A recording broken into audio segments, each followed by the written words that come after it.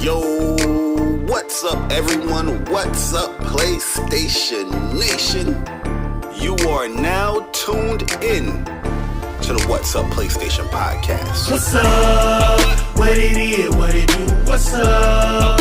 What it is, PlayStation, what's up? Jay Bari and Persona got it locked in the tub. Saturday mornings, y'all know what's up. What it is, what it do? What's up? What it is, PlayStation, what's up? Jay Bari and Persona got it locked in the tub. Saturday mornings, y'all know what's up. They don't need no introduction. You already know what you getting, and that is facts with a discussion. The greatest to bless the mic without the needless interruptions. Face it, we got an anatomy like a little bite of me for a concussion.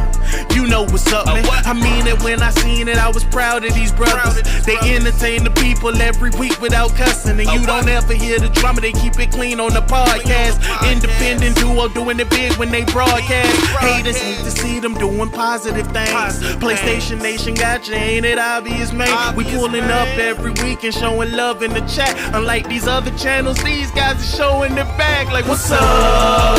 What it is, what it do? What's up? What it is, PlayStation, what's up? Jay Bari and Persona got it locked in the tub. Saturday mornings, y'all know what's up. What it is, what it do? What's up? What it is, PlayStation, what's up? Jay Bari and Persona got it locked in the tub. Saturday mornings, y'all know what's up. They don't need no introduction. Persona, the gaming politician, politicking for the come up. Division and vision require precision, decision that gotta be thought of. The potential is exponential. Gamer credentials is what they brought us. Get caught up.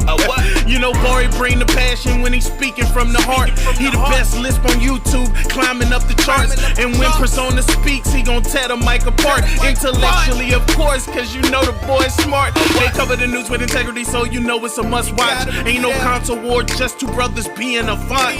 What's up, PlayStation? Got the Saturdays locked. And if you ain't tuning in, you missing out. Get blocked. What's up? What it is, what it do? What's up?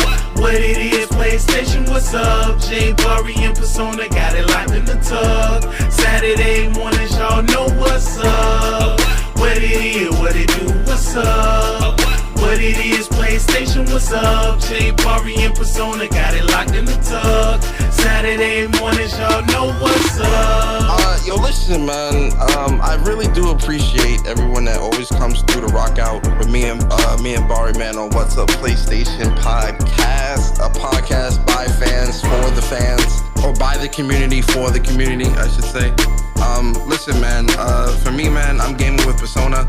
If you enjoyed listening, definitely subscribe to this YouTube channel. I'm a PlayStation fan too.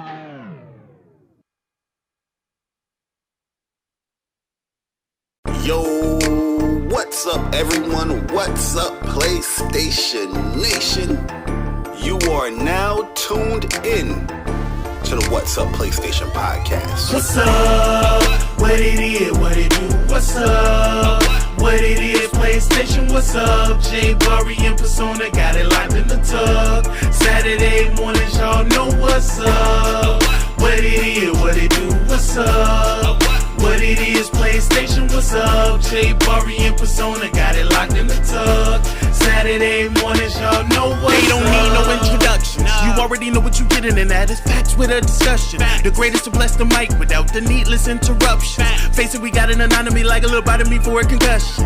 You know what's up, man. I mean it when I seen it, I was proud of these brothers. They entertain the people every week without cussing. And you don't ever hear the drama, they keep it clean on the podcast. Independent duo doing it big when they broadcast. Haters need to see them doing positive things. PlayStation Nation got you, ain't it obvious, man? We pulling up every week and showing love in the chat. Unlike these other channels, these guys are showing their back like, what's up?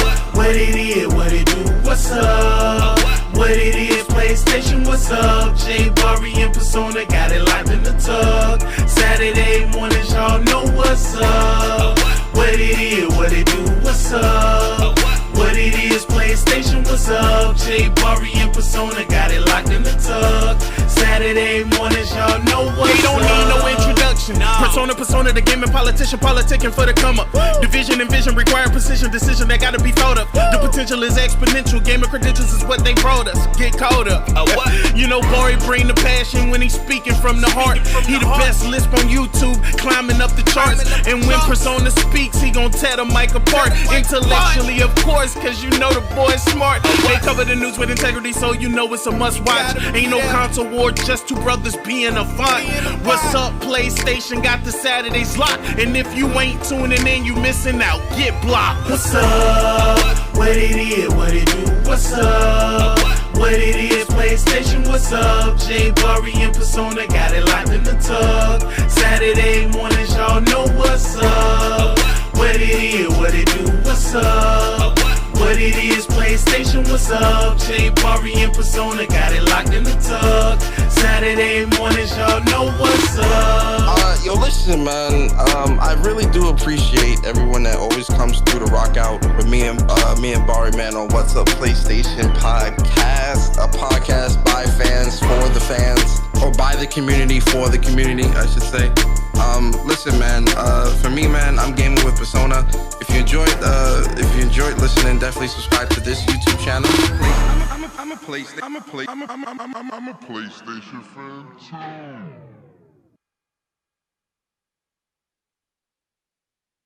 Yo, what's up, everyone? What's up, PlayStation Nation? You are now tuned in to the What's Up PlayStation Podcast. What's up? What it is, what it do? What's up? What it is, PlayStation, what's up? Jay Bari and Persona got it locked in the tug. Saturday mornings, y'all know what's up. What it is, what it do? What's up? What it is, PlayStation, what's up? Jay Bari and Persona got it locked in the tug. Saturday mornings, y'all know what's up. They don't need no introduction. You already know what you getting, and that is facts with a discussion. The greatest to bless the mic without the needless interruption. Face it, we got an anatomy like a little bite of me for a concussion. You know what's up, man. I mean it when I seen it, I was proud of these brothers. They entertain the people every week without cussing. And you don't ever hear the drama, they keep it clean on the podcast.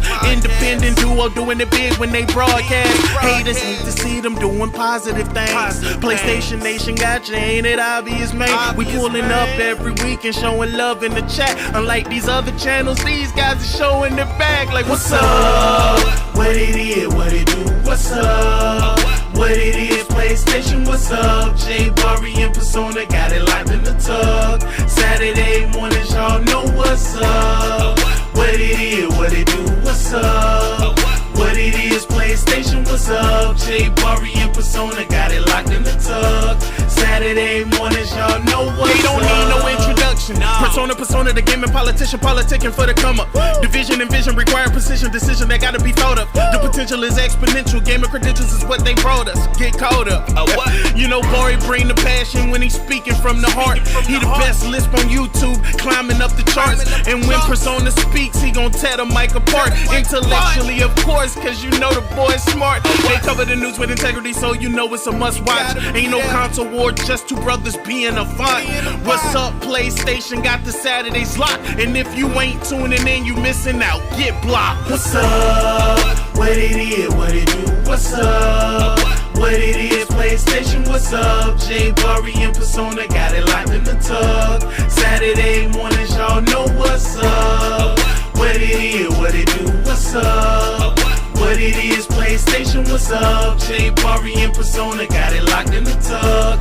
Saturday mornings, y'all know what's up. Yo, listen, man. I really do appreciate everyone that always comes through to rock out with me and Bari, man, on What's Up PlayStation Podcast, a podcast by fans for the fans, or by the community for the community, I should say. Listen, man. For me, man, I'm gaming with Persona.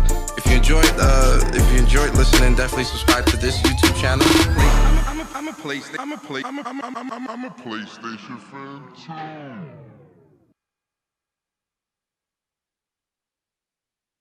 Yo, what's up, everyone? What's up, PlayStation Nation? You are now tuned in to the What's Up PlayStation Podcast. What's up? What it is, what it do, what's up? What it is, PlayStation, what's up? Jay Bari and Persona got it locked in the tub. Saturday mornings, y'all know what's up. What it is, what it do, what's up? What it is, PlayStation, what's up? Jay Bari and Persona got it locked in the tub. Saturday mornings, y'all know what's up. They don't need no introduction. You already know what you getting, and that is facts with a discussion. The greatest to bless the mic without the needless interruption. Face it, we got an anatomy like a little bite of me for a concussion.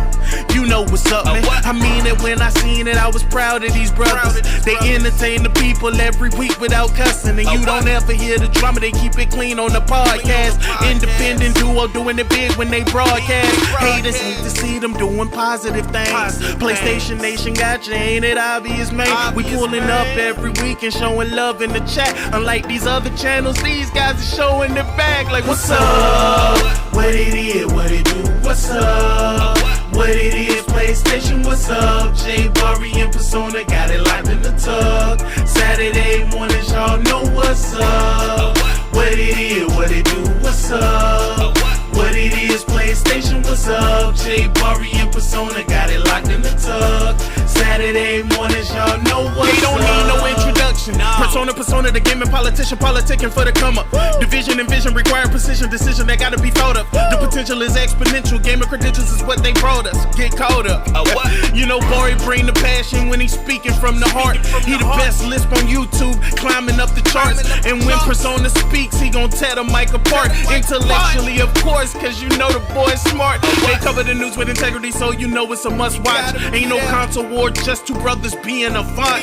What's up, PlayStation got the Saturdays locked. And if you ain't tuning in, you missing out. Get blocked. What's up?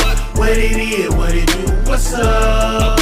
What it is, PlayStation, what's up? Jay Bari and Persona got it locked in the tub. Saturday mornings, y'all know what's up. What it is, what it do, what's up? What it is, PlayStation, what's up? Jay Bari and Persona got it locked in the tub. Saturday mornings, y'all know what's up. Yo, listen, man. I really do appreciate everyone that always comes through to rock out with me and Bari, man, on What's Up PlayStation Podcast, a podcast by fans for the fans, or by the community for the community, I should say. Listen, man. For me, man, I'm gaming with Persona. If you enjoyed listening, definitely subscribe to this YouTube channel. I'm a PlayStation fan too.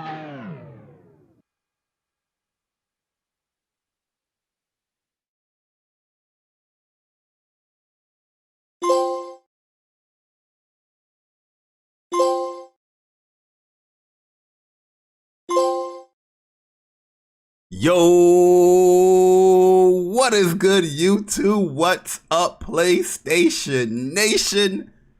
What's up, PlayStation Nation? I said, what's up, PlayStation Nation? What?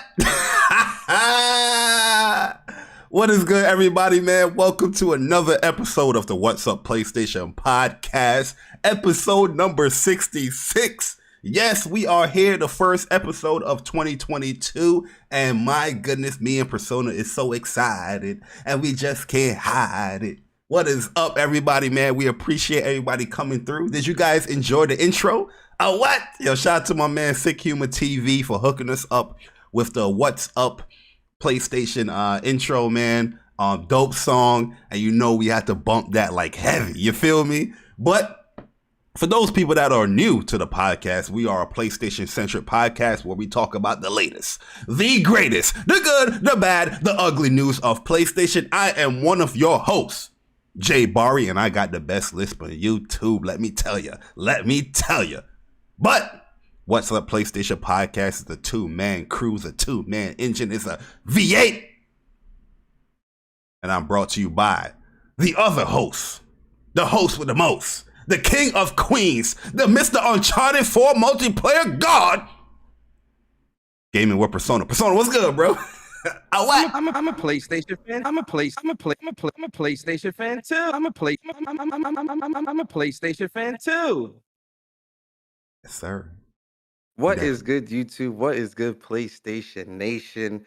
It is your boy Persona Gaming with Persona and the other half of What's Up PlayStation podcast every Saturday morning at 11 a.m. And listen, Bari, it feels good to be back, man. You know, Happy New Year to you, right? Happy New Year to everybody in the chat. And it really is, I say it all the time, it's because I mean it. It's a good time. I always look forward to the Saturday morning show, you know, with my bro Bari, where we talk about all things gaming. And there's a lot of stuff for us to talk about, man. And I wouldn't want to do Lots. this with anybody else, man. So, you know, shout out to you, man. Shout out to the chat, man. We really, really, really do appreciate you guys and girls out there that support us. And yeah, Yes, sir, happy to be man. here. Listen, you guys noticed something new already when it came to 2022 and What's Up PlayStation podcast. We got a new intro. Shout out to my man Sick Humor once again. No Cap Podcast once again Absolutely. for hooking us up. You guys can go ahead if you want to fully support the song. Go ahead to Apple Music or iTunes, and you guys can go ahead and purchase a song there, or you can play it through Spotify. I think Sick has it through Spotify and everything like that. But man, shout out to Sick Humor, man, hooking us up with the What's Up. Sick is a talented brother, man. Yo, And absolutely. it really means a lot that he did this song for us, right? And he really, you and I, we were talking about it off air, but excuse me, he really captured the essence of What's Up PlayStation podcast and us and how we are and how the show is and things like that. So, really shout out to Sick, man. Definitely want to give him his flowers and really, show a lot of appreciation for that, man. So shout out to SickHumorTV, aka No Cap Podcast. Absolutely. You know what I mean? Yeah, like that's 100%, man. Like capturing the essence of what we set out to do with What's Up PlayStation, and he did that within that song, man. So you know what I mean? That shows that he really supports, and he's actually tuning in and how we do things here. Capturing that on the song. Yo, let me get these super chats. We got that's what I wanted to say, man. Another new thing, Persona, is I hope you guys heard or you guys are listening. The fact that the trophy, it sounds different. It does. It sounds more next gen. we on next gen now, man. 2022. Let's go. But this is great for gamers. Next gen, baby. I'm with it. So yo, let me get these super chats real quick. Before shout out to those that was supporting before the show even started, man. Yo, we really appreciate y'all. Yo, Alpha Will, man, with the $20 super chat. He said, "What's up, Persona and Bari? Welcome back and Happy New Year's. Happy New Year to you as well, appreciate Alpha. It, Alpha, man. Thank you so much for supporting. And then shout out to Unicron for the $5 pounds, or is that euros? I always get the sign mixed. I think that's euros. He says, "Do your thing, fellas. 8 million can include trophy data. PS Plus numbers from unauthorized sources, only sales stand by actual sales." Okay. Shout out to you. And Unicron with another $2 pounds or euros. I always forget. He says new intro tune is Chef's Kiss is good. Appreciate you, Unicron. And then shout out to King Kiso in the building with the $5 super chat. He says, "Shout out to the WUPS crew. And shout out to Sick for the intro. Best PlayStation podcast on YouTube." PlayStation fan too. Shout out to you, man. Shout out to King Kiso, man. Thank you. We really appreciate the super chat, just for Cooper Clips. Cooper Clips, I'm gonna play this just for you. I was gonna wait till the end of the show, but I'm gonna play this just for you. Chris Hart, I'm gonna play this just for you. Let's go! Platinum boys out here, man. Fire, absolutely. But yo, Persona, man, yo, we are back. Episode 66, 2022, first episode of the year, and we have a crazy and special announcement to make before we get into the news and all the rigmarole that we do. Persona, yes, sir. We do. So me and Persona, we scour the land, searching far and wide, and we had a specific individual as far as wanting to come on What's Up PlayStation for a very long time. But you know, we just didn't really want to ask. You know, people are busy. You know, stuff like that. We wanted to wait our time. Yeah, holiday time and whatnot. Yeah, you know, holidays, Thanksgiving, Christmas. You know, but this specific individual is always like you know, in our mind. It's like, yo, this is somebody that we need to get on What's Up PlayStation podcast. We need this person as a guest because this person is a upstanding tempo character. Upstanding, yeah. Tempo character within the PlayStation, not character, but this person within the PlayStation community. And for years, this person has been holding it down for the PlayStation community. Persona. It is me and your pleasure to announce absolutely that What's Up PlayStation podcast will be having Colin Moriarty on the podcast in February. Hey. Yes, sir. I'm a PlayStation fan too. I'm a PlayStation fan too. Yes, sir, man. So we're gonna have Colin here. We could pretty much announce the weekend that we're gonna have him. It's gonna be February 19th. So the weekend Horizon, you know, drops. You know, Colin has agreed to come on the podcast, and it's gonna be a movie. It's gonna be a movie, man. Oh yes.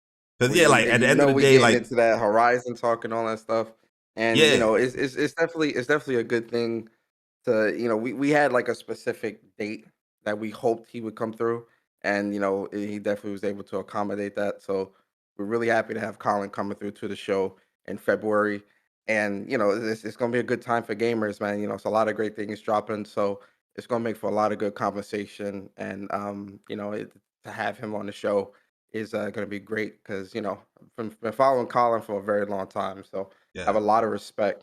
I have a lot of respect for him and what he does within the industry and the community. Yeah, definitely somebody that, you know, look forward to, and look up to in the community. So, it was just like, yo, Colin coming through. Let's go, man. Yo, Persona was like, yo, Bari, you have to get the 19th. You have to get the 19th of February. I was like, yo, but we got to give options. But nah, he agreed to it. And, you know, we're going to have Colin here on What's Up PlayStation podcast. I don't know what episode is going to be, but it's going to be February 19th. So it'll be episode 70. It's going to be episode 70? Yeah, that'll be 70, yeah. Ooh, lit. 30 episodes away from 100. Yes, sir. Yes, sir. Hey, yo, so we got lock that into your calendars, and you know, make sure y'all lock that in. Yo, definitely lock that in, and yo, trust me, we're gonna have other people on as well. So stay tuned. Yo, Porter Rock was already a guest on What's Up PlayStation. He was like one of the first guests. I think the first guest was Sick, and I think Porter Rock might be. It's either Porter Rock or Jack Move was right after Sick. Right after, yeah. Shout out to No Cap Podcast with the $5 super chat. He says, "A what? A what?" Shout out to you, Sick, man. Appreciate you. And then shout out to Andre Clay, man, with the $5 super chat. He said, "What's up, PlayStation Podcast? Happy New Year's to you guys." Yo, Andre, Happy New Year's to you, man. Don't let that happen again. Don't let that slip. Yeah, man, we appreciate y'all. Yes, sir, man. But yo, Persona, let's start the show, man. You guys know the vibes, man. I know it's been a while. It's been 2 weeks. You know, we got to get back to form. You know what I mean? We got to get back to form. Before we even jump into the news, real quick, how was your holiday, man? How was the break, man? Was it refreshing? Yeah, I mean, it was pretty chill. Like, to be honest with you, I was sick before like New Year's and all that stuff. So it wasn't the greatest ending, but it was cool, man. I went to like my brother's like Christmas weekend, and you know, for New Year's pretty much just stayed home and chill because, you know, that week I was like sick, but it was pretty cool. You know what I mean? Good to, you know, have a little break, refresh, a little refreshing little break there. And we did miss, doing What's Up PlayStation podcast, but you need a break, man. You need to do things in moderation. You know what I mean? As much as you love certain things, you gotta take it easy and take a break so you don't burn yourself out. You know what I mean? Especially during the holiday time like that. Definitely. Yeah. You know, Even if the you're not break is doing definitely anything, needed. right? You're not going no vacation. You're not doing anything lavish. Yo, still take a break because you're gonna burn yourself out, man. But how was yours, yo? What you ended up doing? Yo, man. So I was actually on vacation for like 2.5 weeks. So from the 15th or 16th all the way to the 3rd, I was I was vacation mode. Oh So yeah, right. a lot of relaxation, man. Yeah, I normally take that time to kind of recharge, just in general, anyway. You know, for like work and like real life stuff and things like that. I normally take that time to refresh, recharge, and get ready for the new year and plan out my goals and things that I want to do or whatever the case may be. So it was a lot. It was really good, man. Really relaxing. Played a lot of games, caught up on a lot of shows. I chilled with some family during Christmas time. You know, chilled with a little bit of family. Not too long, man. Because listen, I ain't trying to be around my family too long, man. Like you get 2 or 3 hours, maybe 4, and I'm getting the fuck out of there. So Yo, you you know, don't get too comfortable. yeah, man. Like, listen, man. I like my own space. You feel me? And you know, I gamed a lot, and even on you know, shout out to those that came through for the Demon Souls stream. I beat my first Souls game during the holiday, which was Demon Souls PS5 Sir. version. And you know, shout out to Bari. We did some co-op after the fact, and you know, it was a really relaxing time. You know, really relaxing time, really good time. And my New Year's, I had some shots, you know, some Crown, and I was real low key. Like, you know, I just chilled. Like, I wasn't really trying to be out there in that cold ass weather. So it was really chill, really chill. I caught up on a lot of movies, a lot of TV shows that I kind of couldn't watch because you know either work or gaming or because I was doing my '90s run series of all those shows. Hmm. And so you know I caught up on a lot of shows. So it was good. It was cool. Yeah, I feel you, man. It sounds good, man. Yeah, sometimes I like stuff like that, man, where you just relax and chill, just being lazy a little bit. I'm not saying that you have to, you got to do that all the time, but sometimes it's good to have like a lazy ass weekend where you just chilling and rest. Yeah. So I'm definitely with it. Yeah, that's what I'm saying, man. It's just chill. Like you don't gotta be going on vacation. Yes, sir. But all right, we could get into the second for Bari. Hey, you Can guys hear y'all me? hear me? I hear you now. It was lagging. The stream was lagging and everything. Oh, I don't know what happened there. I think it's that Am I good optimum now? internet, bruh. Yeah, you good? You good now? You said It's yo optimum, right? it's that optimum. Yo, Yo, bro, you listen, need to get man. on that you need to get on that Verizon Fios, brother. Nah, That Fios there's no is files here, fire. man. That's what pissed me off. That's the Like L. It's until time to pack up. until like over here has like I guess they have like a contract with Optimum. So only Optimum is here. That's it. It's But time to let's pack move up. on. Okay, are we good, guys? They say slight low lag. Just Yeah, it was refresh a the slight joint. lag. I think we good. Yeah, I think we good. We good now. I'm looking at it. We good. Go ahead. So let's get into it. Yo, shout out to Upper Room for subscribing, man. Appreciate it, Upper Room. And let's get into the games for the week. It's gonna be a very short one, Persona. Probably one of the shortest ones we ever did here. But these are the Jesus PlayStation 5 Christ. to PlayStation 4 games for the week Jesus of January Christ. 3rd through the 9th. So be prepared, guys. It's a doozy. So here we go. These are the games for the week, Oh man. my God.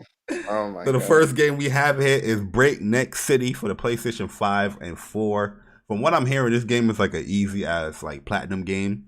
It's like a beat 'em up kind of dumb game. I don't know. The next game we have here is Deep Rock Galactic for the PlayStation 5 and 4. Which we're going to be talking about that real soon. And then we have Demon Gaze Extra for the PlayStation 4. And the last game we have for the week is Heavy Barrel for the PlayStation 4. These are the games in the US, of course. You know, we usually just talk about the games in the US. The UK games is pretty much the same as well. Well, Yes, sir. Persona, man, great week, huh? Yo, greatest week in the world. You feel me? It's the greatest week. It's the greatest week of the year because it's the first week of the year. So you got Yes, nothing to sir. compare it to, right? But I mean, listen. It's the new year. It's the first week of the new year, right? So I'm not really too surprised. I think a lot of developers are really kind of like, in hibernation mode, working on finishing up, the games that they're going to be releasing this year and getting the final touches and stuff out there. So I'm not surprised that this is kind of a dry week when it comes to releases. Yeah, yeah. New year, a lot of delays. Everybody's trying to, get those release dates on and popping because Yes, with sir. COVID and everything. So I'm not too And shocked then this as is well. the calm before the realistically speaking, this is the calm before the storm, Bari. And this is something I was saying last year on a couple of shows, on your show, my show, right? This is really the time to really tackle that backlog, ladies and gentlemen, right? Yeah. Get you, like 2 or 3, maybe even 4 games you can fit them in, and let January be the time that you finish up that backlog. Because once February hits, really January 28th, when the Uncharted, if you really care about that, but if not, February is really the true start of it. So once February hits, like we're hitting the ground running, right? And there's gonna be like nonstop releases for like the next 3 to 4 months, right? You want to get ready. You want to get ready because you're not going back to the backlog once these games drop. Once February hits, you're not touching the backlog no more. No. Yeah, it's over. Yeah, it's real. Don't kid yourself. But yo, let's get into the spotlight game for the week, Persona, man. It's been a while. I think we took 2 weeks off. I think we can give more than one game here. So yeah. Are you saying we breaking the rules? We starting off the year breaking the rules, man. Gonna break the rules. Gonna break the rules. Break the rules. So yeah, what is your spotlight game or games for the week, Persona? Yeah, so for me, my spotlight it's the first one. 'Cause I'm gonna break the rules along with you. My first spotlight is gonna be a spotlight that I've spotlighted, and we both probably spotlighted a couple times on the show. But the reason why I'm spotlighting this again is because I actually beat it now. Pause. So now we can really have that conversation. You feel me? So my first spotlight game is actually gonna be Kena Bridge of Spirits. Yes, guys, I know you probably wonder, Persona, why did it take you this long to beat Kena? Listen, a lot of other games came out at the time, right? And then COD, so I got sucked into that COD vortex. So, and I was like, you know what, let me pace myself and I'll pick a time to beat it. And Kena was actually the first game that I beat in 2022. I beat it earlier this week. And, listen, guys, if you have not bought Kena or played Kena, or even listen, because now the physical game is out as well. This is a very well made game. The combat in this game is well thought out, very engaging. The world is beautiful. The story is great, right? Kena is most definitely a game that I really, really think you guys and girls out there in the community should check out. I loved my time with it, right? I started my master difficulty playthrough. I'm gonna kind of slow roll that. That'll probably be something that I might platinum it like closer to the summer or something like that. You want to hear a fun fact? What's up? I didn't upload a lot of things when it came to Kena because I knew you didn't finish it. You know what I mean? Like I have a video ready to go, like back in like the summertime and all that stuff, talking about the ending and like like what's really, really happening in the world. Like, just kind of like a spoiler cast kind of thing. Didn't do it. Yeah. Didn't upload no pictures, no videos, no nothing. Because I was like, yo, Persona ain't beat this goddamn game. And then time just went and went and went. And then it was like, oh shit, yo, really and truly, you didn't finish the game yet. But yo, you finished it. Yo, I was dedicated because I told you my 3 main games before February were Demon Souls, Kena, and Fist. So Demon Souls is done. Finished that around New Year's. Kane is done. First game beat in the new year. And Fist is on the list of something I'm gonna finish. So yeah, I appreciate you for not putting that out there. Because if it was anybody else, you would have said the hell with that and put it out. So I appreciate you, brother. I do. Yeah, cause I didn't want for you to it spoil it. Yo, my man Captain Crunch is like, yo, Bari kills me with the uploads. Yo, I upload a lot of videos and gameplay, bro. Bro, real talk, guys. Not just listen. There's a lot of stuff I even haven't uploaded yet, like Tales of Arise boss fights and like combos and stuff that is just sitting there on the hard drive. Yeah, I'm starting to use All them now types in of like stuff. videos, but Yeah. bruh, I've got a ton of stuff that I haven't uploaded my whole Demon Souls run I didn't upload. I was mad lazy. Oh yeah, I got all the bosses up on my channel, and I didn't upload none of I'm them, gonna put all the boss fights for Kana up as well. But Yo, listen, when you that go on my rock. PlayStation, you see like 30 gigs. Oh, nah, I'm a lot worse, bro. I think for the internal consoles on the motherboard console storage, I think that's just full of just media because I have all my games, PS5 games, installed into the M2, 2 terabyte, Hmm. and then I got the PS4 games on the external 4 terabyte SSD. So the internal console storage is just straight media, and I've only got maybe 200 gigs left. It's bad, bro. Like I just got a lot of stuff. Um, so Kana is really good, guys. Really want you guys to check that out, man. Definitely support these developers because they are for this to be their first game. It really outdid themselves. I really want you guys to check this out. So definitely check that out. My second game is Uncharted 4 multiplayer. Right? Listen, guys, I'm a big Uncharted fan, and I love the Uncharted multiplayer just as much. Back during the Uncharted 2 days and the Uncharted 3 days, Uncharted 3, they kind of went a little too far into the casual side of things when it comes to the multiplayer and kind of made it a little too easy. Uncharted 2 is really the golden age of Uncharted multiplayer, and I think that's where it's at its best. But I think Uncharted 4 slash Lost Legacy multiplayer is still the same thing, just obviously it's two separate games. The multiplayer for Uncharted 4 slash Lost Legacy, it's a good balance, it's a healthy balance of hardcore and kind of like being able to get new players into it as well with like how they got the power ups and the kickbacks and stuff like that. It's so fun, and I go back to it from time to time. I was playing it hardcore a couple years ago, and I always go back to it from time to time, and I never have a problem finding matches because a lot of people still play that game. A One lot thing of when that it game comes is to still Naughty Dog very active. games, people are continually playing those games, like the multiplayer. Like Yeah. they're not going to stop playing those. Yeah, and this is no different. Like this game, I'm getting into matches and not like the same people. It's different people all the time. There's a ton of people still playing this game.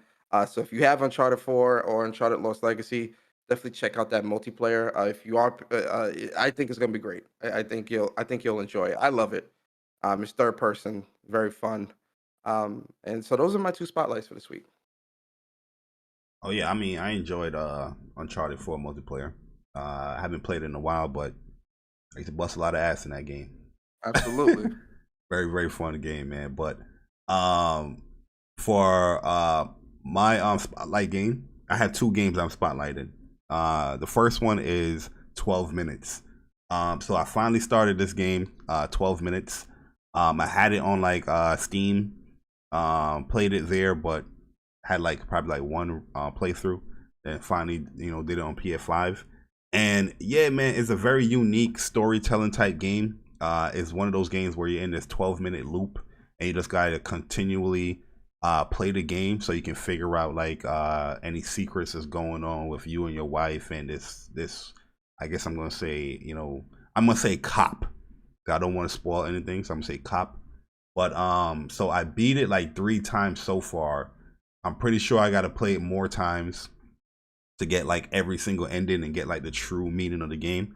But yeah, I've been enjoying it, man. I think it's pretty cool. It's like a relaxing, there's no real action to the game, but it's like a puzzle solving, narrative driven game. So I think it's pretty cool, pretty unique.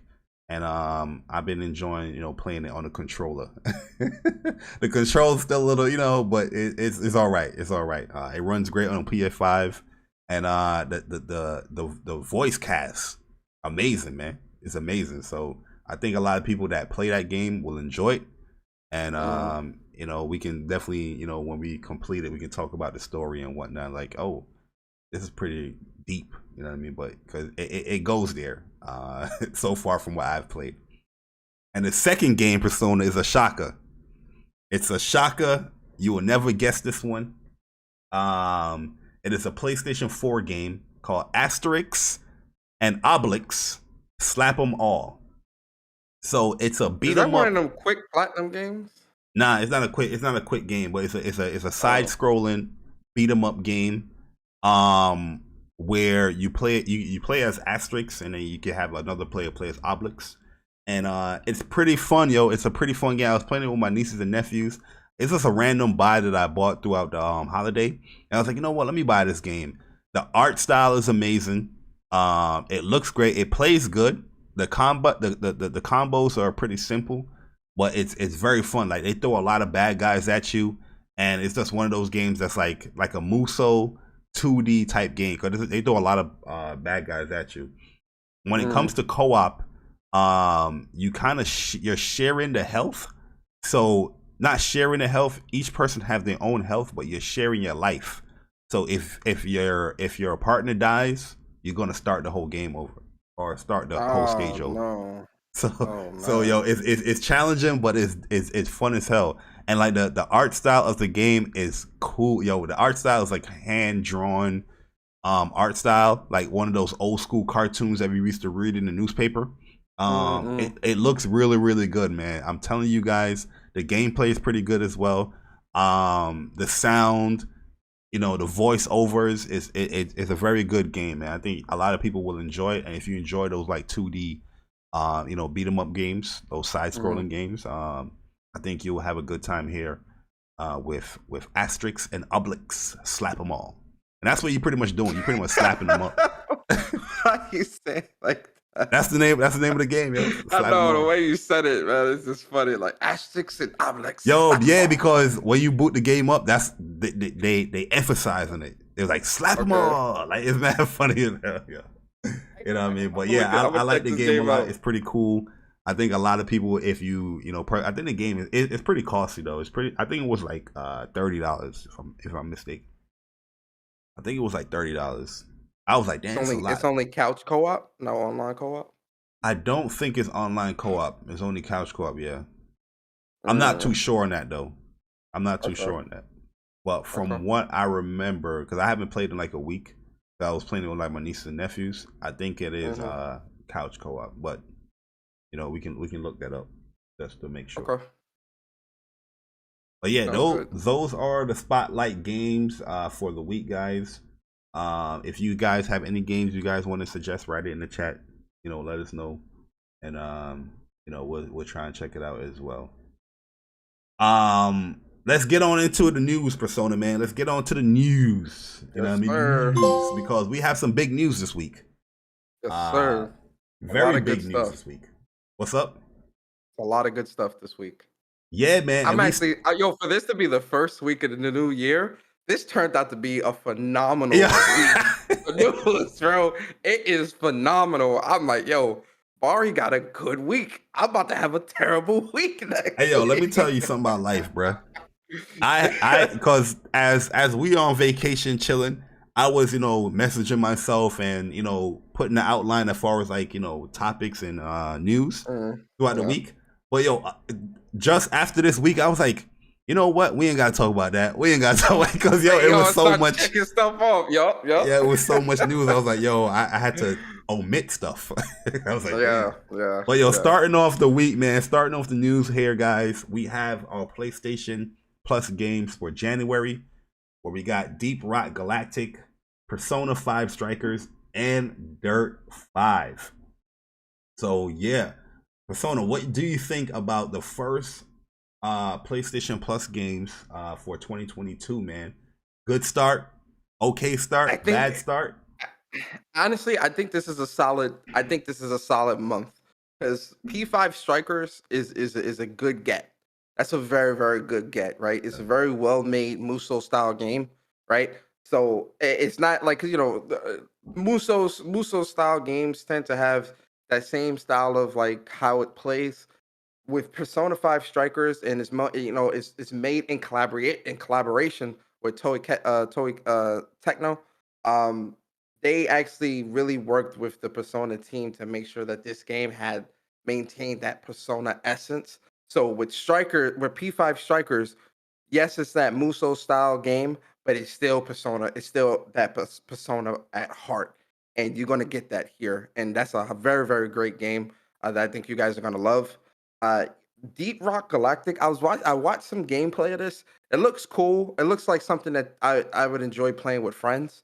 Like, so if you and I were to play that, I think it would be cool or whatever. I don't really see this as something I'm really dumping a whole lot of time into. Dirt 5. I just want to see how Dirt 5 looks on PS5. That's really like on my OLED. That's really all I Yeah, wanted to. I want to see that dual sense in Yeah. action. Yeah. That's really the things I want to see with Dirt 5. I don't really care to play Dirt 5 or really put a lot of time into it, but I do think it's a solid month. I think P5 Strikers alone puts this as a solid month for me personally. Or even though I already own the game, I bought it at launch. I still think for the community, it's a very solid month. Yeah, like I think for the first month of the year, this is a great offering in my personal opinion, because not only are you getting 2 PlayStation 5 games, you're also getting a really fun Persona 5 off branch game or whatever, however you want to call it. Deep Rock Galactic, this is a new game to PlayStation. This is already on like other platforms. I think it was on PC and Xbox, but now it's coming to PlayStation. So once again, we have PlayStation Plus offering a new game through their service, and you're getting the PlayStation 5 version and 4. Dirt 5, I have my gripes with Dirt 5 as far as them not fully supporting the PlayStation 5 day one. You know what I mean? We had to wait for the PlayStation 5 stuff like in the summertime. Like how the hell you fully want to implement the DualSense and other things now, like 6 months down the line? You know what I mean? Like what the hell was that? So I was not appreciating that. So I didn't even purchase the game or whatnot, but now we getting it offered through Plus. It's cool. Persona 5 Strikers, I had this game day one. I just haven't started this game yet. But it's cool that this type of game they're offering with PlayStation Plus. My whole thing is that there's always like a conspiracy theory when it comes to PlayStation Plus. Like, why are they offering these games now? Like, why would you offer Persona 5 Strikers now? Is there going to be an announcement for Persona 5? Or I always think like that. I'm weird like that. This year is the 20th. Is it the 25th or 20th anniversary of Persona this year? It's one of them. I know it's a 20 something because we also get like Persona PS1. So I'm going to say yeah. Yeah, like 25 or 20 or 30 or something like that. It's one of those anniversaries is this year. But we are getting the Persona Persona 4 Arena Ultimax as well. That's coming to the PlayStation at some point during this year. True. So, I don't know. It could be something bigger where we get in the Persona 6 announcement or something like that, or maybe Persona 4 finally comes to PlayStation, like actual PlayStation. I know it's on the Vita or whatever, and that's from back in the day, but actually having that on PlayStation like 4 or 5 or whatever would be a good look. So, we might get some type of announcement like that this year, or like I said, P6 maybe. So, who knows? Okay, and just to let you guys know as well, for PlayStation Plus members, if you haven't purchased like Final Fantasy VII remake, you got Final Fantasy VII remake through PlayStation Plus. If you had access to Final Fantasy VII remake through PlayStation Plus, you can now upgrade through PlayStation Plus for the integrate PS5 update. So for if you haven't updated yet the PS5 version for 7 remake, you can do that through PlayStation Plus now. And that also had me thinking of like maybe there's going to be an announcement coming very soon for for Final Fantasy VII remake as well, due to the fact that we have the 35-year anniversary of Final Fantasy's year as well. So when I see news like that, especially when it comes to PlayStation Plus, I just always have like a conspiracy theory, reasoning like, oh, why did they put this here? I always go into the whys and, just think some crazy shit. But yeah, I think the PlayStation Plus games great this year. This is a great start, and I'll continue to say this. This is like one of the best services in gaming, hands down. Absolutely, hands down. No competition. Now you being messy. Yeah, I mean, But let's move on, Persona, man, because not only PlayStation Plus having some great offerings, we have PlayStation Now with some great offerings, man. So PlayStation Now, January 2022 offerings is going to be Mortal Kombat 11, Final Fantasy 12, The Zodiac Age, Fury Unleashed. I think they got some more here as well. Unturned, and we have Super Time Force Ultra and Kerbal Space Program Enhanced Edition. Yo, Super Time Force. Yo, this game was fun as hell, man. Fun as hell. I remember this is like one of the first games I played on Xbox One. And I enjoyed it a lot because you can rewind the time. Like, say you made a mistake, kind of like, you know how the whole Prince of Persia concept was. And, you know, you just rewind time, like, oh, you know what, I didn't do this stage properly, let me rewind this. But it was super fun. So I like Super Time Force. I don't know what Unturned is and the Kerbal Space, but this Fury game looks pretty cool. Fury Unleashed and Final Fantasy 12 Zodiac Age, amazing game. I love this game to death, man. Probably one of the hardest platinums I have. It's not an easy game to platinum. But it was amazing. And Mortal Kombat 11, cool game as well. Well, how do you feel about? When I hear Time Force, I think of Power Rangers Time Force. Time Force, here's Power Rangers Time Force. Time Force is Power Rangers Time Force. Time Force. Yeah. So this is actually, I think, Final Fantasy 12, one of my favorite games. Favorite Final Fantasy games. Great game. I think you guys all should play that. Yeah. Definitely check that out. Like, definitely go play that. Mortal Kombat is cool. I think what makes Mortal Kombat 11 really cool is that it does have a lot of characters, like a lot of pop culture characters, like guest characters like Rambo, Terminator, and all that cool stuff. So I think that's what makes it really cool. Personally speaking, you know, I'm more of a justice person myself, but even just NetherRealm games in general, I think are just, I don't know, they're too stiff for me these days. Like when you play like anime fighters and then go to a NetherRealm game, I'm not a fan of NetherRealm games. I'll be honest with you. It's just night and day difference. And the other ones I haven't really like dabbled in or played.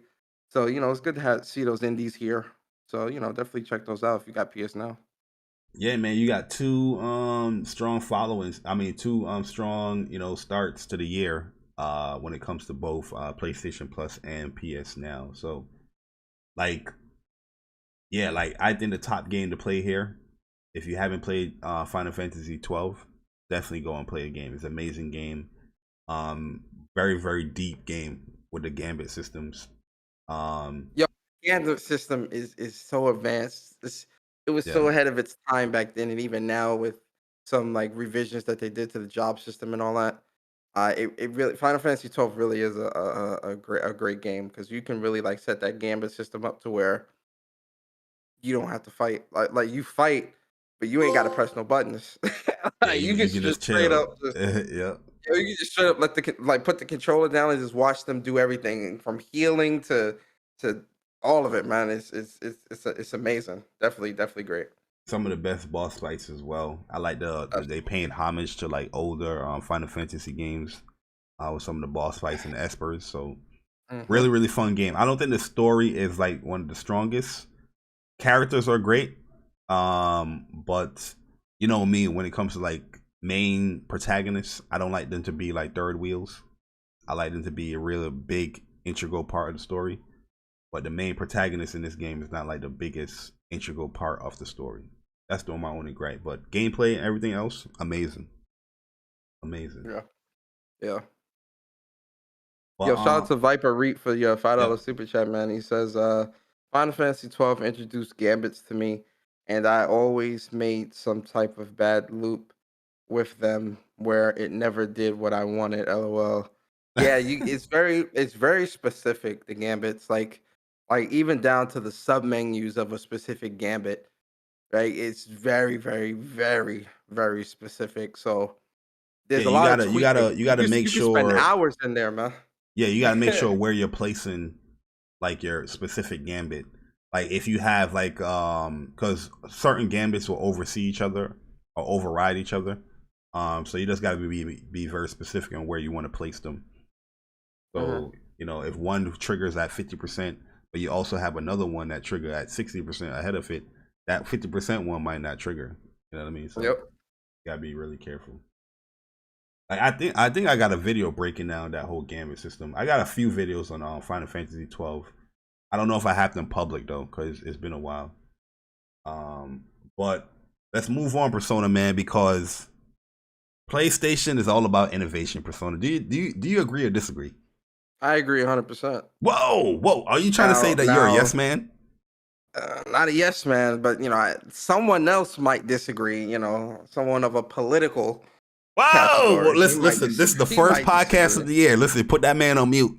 Yeah, listen. I told him he better not show up, but you know, he might show up. I don't know. We'll see. But go ahead. I do think PlayStation definitely does innovate and push gaming forward and push the industry forward. In my opinion, yes.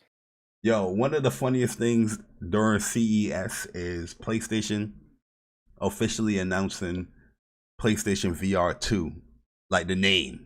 You know, like Jim Ryan set it up so nice. It's like, yo, you know, we want to continue to innovate, and so we want to give you guys the official name of our next gen VR headset, and we're calling it PlayStation VR2. Yo, I was dying, bro. With a straight face too. Yo, with a straight face, bro. I was like, yo, like we knew this. yeah, PSVR2. Like, come on, man. What you talking about? He was waiting for the audience to clap and everything. I was like, yo, everyone's like, oh, all right. We kind of knew it was gonna be that. That's what we was calling it months ago. But PlayStation VR2 and the PlayStation VR2 Sense controller has been officially announced. Well, not officially yet, but we have specs here now for both devices here. I got some questions too when it comes to this as well, Persona, man. But the PlayStation VR you know, 2 it's sounding really well. Like the specs of it is really dope. So here they highlighting a few things where you have specs is more than dope. The specs is like on some super facts. They have some things that they highlighted here with visual fidelity. So for high fidelity visual experience, PlayStation VR2 offers 4K HDR, 110-degree field of view, FOV rendered, with the OLED display. Players can expect the display resolution of 2000 by 2040. So is that above 4? What is 4K? 4K is 3 Jesus, it's 3. I forget. Hold up. Let me look it up. Hold up. What's like the ratio of like it's 13, it's 3840 by 2160. Okay, gotcha. Okay. So each eye is this whole 2000 by 2040 thing here per eye, and a smooth frame rate of 90 to 120 hertz.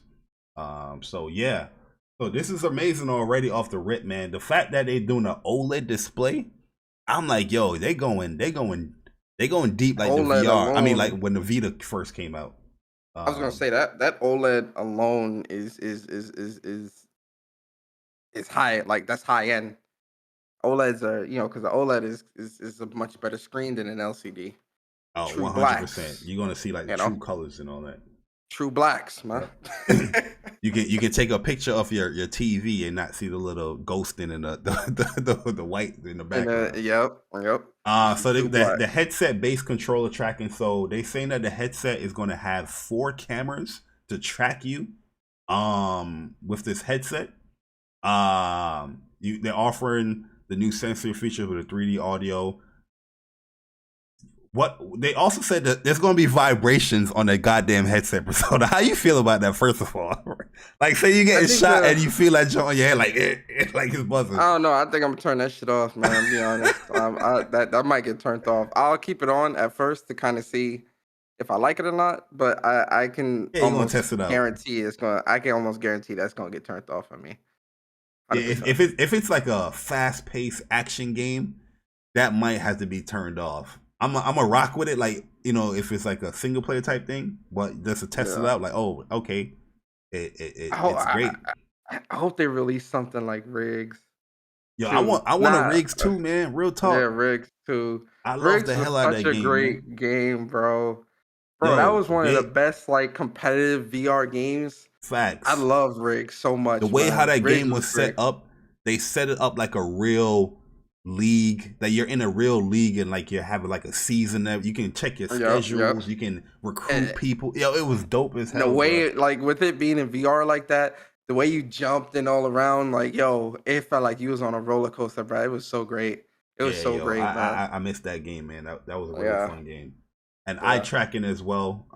So the PlayStation VR2 detects the motion in your eyes, so you can simply look at a specific direction and can create additional input for game characters, which is always great. And Rigs is one of those games that used eye tracking, so you can move your character. You can turn it off and use it with a traditional controller, but I always felt like it felt better using the eye tracking.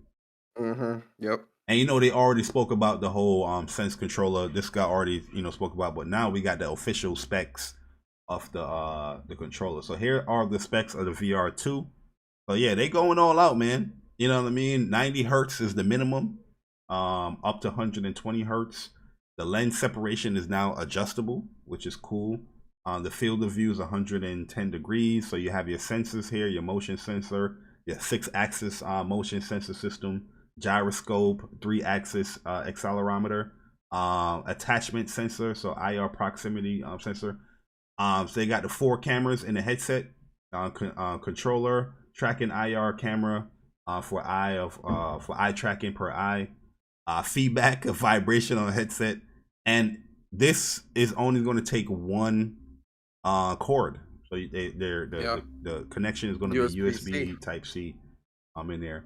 I know a lot of people have some criticisms when it comes to this Persona. So they have the built-in microphone, but they're also using the output is going to be a stereo headset jack. Because people's comparing it to like the Oculus, where the Oculus have like speakers, but here the output is only through that jack. But what you were saying, my bad. That's no big deal. I was gonna say that that USB Type C cable gonna be thick as hell, man. It's gonna be a thick cable, man. It's gonna be a big boy.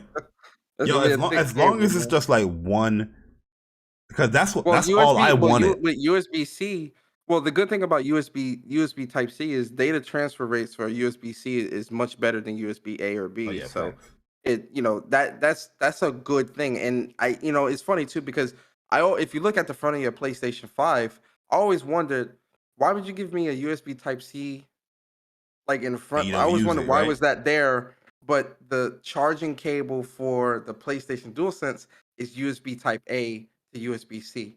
And I'm like, why didn't you include the USB Type C cord? Thinking ahead, and bro. I always wonder, what is this for? Now we know with the VR that front little USB-C cord, port is meant for the VR. Again, they already knew what they were going to do years in advance. So I'm very hyped for that, right? And obviously that cord is going to be really long. Like that's going to be like a 15-foot cord. It has to be long. It has to be long, bro. But yeah, I'm happy with that, because really, truly, I love PlayStation VR, but I don't really use it a lot, especially now. Is just due to the fact of always having to set it up. It is a process. And now with the PlayStation 5, you got to hook up another dongle in the back, and then you got to plug this in. It's a process to set up. Like, cause I enjoyed the Iron Man game. That's the last game I was pretty much like playing. Oh, matter of fact, no, the Star Wars, the Squadron. Star Wars game. Experience. Squadrons. Yeah. You know what I mean? But it's just a setup. Continue to do that all the time, because when I'm done with VR, like I pack it up and I'll put it away. Cause I don't have like a stand for it and all that stuff. But constantly setting that stuff up. That's kind of what put me off too after a while of VR, because it's just like back there in PS4 when we first got it, I kind of always had it set up, but I'm like I gotta have this plugged into here and this and that, and I gotta unplug it to plug it my HDMI back into my regular PlayStation so I can do this and do that. And after a while, it got real tedious. I'm just if you want your HDR, yeah, I was just like So like I kind of like pack it. One day I packed it up and it's kind of been packed up ever since. Yeah. Right. But VR, but my time with VR was really good because I remember we got because that's when we had got the PlayStation Pros and VRs at the same time. Mm-hmm. So like my time with VRs was really good. PlayStation VR 1 games that I did play were really great, really fun. I am going to play Moss 2, Moss 1, Moss 2 when PSVR 2 comes out. When 2 comes out. 'Cause I'm Yo, sure but you'll be able to play that's the those games question that we later on. have here. Is it going to be backwards compatible? Like I am giving PlayStation the benefit of the doubt. I don't see why not. That I think it is going to be, because there's no way, especially like last year, the end of last year, they was just giving VR games left and right. Like, you know what I mean? There's no way that they're giving all these games away free on your PlayStation Plus account and not have the VR2 headset, like play the older games as well. So, but it's a question that has to be asked. You know what I mean? Because Yeah. they didn't highlight that here in this article. So hopefully it is. And the pricing, what you thinking, Persona, man?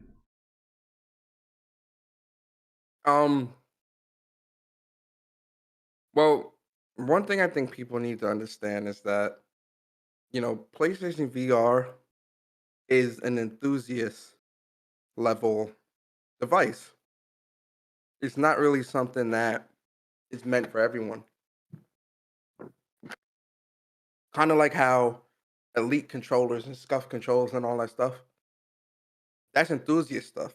That's not really something that's meant for every single person on the planet to have. Now with PlayStation VR 2, they're putting a lot of tech into this. They're putting a lot, there's a lot of thought behind this. At minimum 400. I'm thinking 5. Because DualSense technology is going into this. OLED, the 120 refresh, the resolution, the tracking, all this stuff, and then with the controllers as well, and those having the DualSense capabilities as well. And they're called what do they call the controllers? I forgot. PlayStation Sense. VR Sense controllers. So it's gonna have those Sense features and stuff like that. Listen, man, I'm thinking 500. Honestly. Yeah, I'm thinking they're going to take the hit. I'm thinking at least $399, or 400. But I'm pretty sure they're going to have like this fancy bundle where you're probably going to have a new camera, and you're going to have like a game bundle in it and all that stuff. It's going to be like 500. So yeah, like I'm not negating it. Like if it's 500, I can see why, because the tech that they put in here is pretty good, and that is along the lines of other VR console. Or even at 500, it's cheaper than like the Index and the what's the other one, the big HTC one that nobody really used no more because it was too expensive. The Vive. Yeah, Vive and all that stuff. Yeah, man. Yeah, I can see them doing it for 500 compared to everything else. Because what everybody's going to be doing now is that they're going to be comparing it to like the Quest 2, but I don't think they're like the Quest 2 offers for more like a casual market, like, you know what I mean? Like you can just pick up a Quest 2 and just pop it in here, where this you have to plug it into your PlayStation 5. This is more like a hardcore kind of thing, in my opinion. Yeah, I don't think VR. I don't think they're building this for the casual market. I think I they're building don't think it's so as well. enthusiasts. But one of the big announcements, Persona, is that they announced a new game here. And it's surprising enough, it's a Horizon game called Horizon Call of the Mountain. Do you think this is a very smart, strategic move here? Absolutely. Because Horizon, Aloy as a character and stuff like that is now really popular. They've definitely built up a very successful IP and franchise. We got the new game coming out in a couple weeks, and a lot of people really do enjoy Horizon. I think this would be a cool game to do VR with and kind of explore that world, especially with the power of PlayStation VR2. You know, they can make it look very beautiful. Because Horizon's already, especially they're building it within the Decima engine, it's gonna look beautiful. I definitely would love to explore Aloy's world in VR. Yeah, like yo, this is very smart. This is very smart because a lot of people's gonna be thinking about Horizon Forbidden West. And when do you think VR2 is gonna be coming out? You think it's coming out this year? If it does come out this year, it's not coming out till like holiday. I say probably if it come out this year, probably like October again or November. Like the first one. But yo, that would be smart as hell because this is potentially 2 Horizon games in a year. One for the main console and then the other one for, you know, the peripheral that they're coming out with. And that's going to bring a lot of buzz to VR2 because if Horizon Forbidden West is received really, really well, you know what I mean? That's going to bring a lot of, you know, people like, yo, this game, this offshoot game here is on this platform that PlayStation just dropped out and is exclusive for this platform. Hands down. And the little teaser that they showed, that junk look crispy as hell, man. Everybody that have used VR, we know we see a little bit of pixelation here and there. You know, the level of detail is not so crisp and sharp like a typical game. But when I was looking at the background and, you know, the tall neck and all that stuff with this little teaser, and yes, it's only like 20 seconds. It looked sharp as hell, man. You know what I mean? I was like, yo. That's what I was saying. It looked good to me. Yeah, it looks sharp, man. So I'm with it, yo. Like, I know they can do like action-oriented games on VR, and I don't like when people think that VR is only like these experiences. No, there's full-fledged like video games in VR. You know what I mean? Yep. So especially Fire Sprite, they created on Persistence, and you guys, if you play Persistence, you see how action oriented that game could be. So, and then we have Gorilla, you know, as well, co-developing this game. So yeah, man, this is a great, you know, first announcement for the first little game or little teaser game here for VR. Very, very smart move. Horizons continues to grow, and yeah, I'm looking forward to it, man. I'm looking forward to this, yo. Very excited. I'm excited for it as well, man. Yes, sir. I know when they announced the price, because they didn't announce the price. We don't know how it looks. I'm telling you, when that price gets announced, people talk about, oh, this should be $300, $250, you know, and I'm like, bro, that's not how innovation works. That's one. Two, when you talking about more powerful tech like this, you're gonna pay some bread, man. Yeah, like there is no getting around that, man. Yeah, there is no getting around that. You're just gonna have to accept that, man. It's not gonna be $300. At minimum, I say $400, but I'm expecting that price point to be $500. I'm expecting it to be $500, that price point. Oh, I mean, we'll see. And you don't have to have it. Like, you know, I don't know. Like, certain people think they have to have everything. It just ain't for you right now. Gotta wait. Yeah, we're definitely gonna see, man. Like, I know I'm there day one, so absolutely. You know, I look forward to those videos. Yo, so Persona, Persona, man, we gotta talk about this, man. We have an abbreviation here that scares and worry a lot of people within gaming, and TNT. Yes, we're seeing or we're hearing publishers and developers embrace NFTs within gaming. So shout out to Nabillion. This is where I first saw the article. Then where SquareEnix CEO Yosuke Masuda fully embraces NFTs, the metaverse, and blockchain-based games in public New Year letter. By designing viable token economies into our games, we'll be able to self-sustain game growth.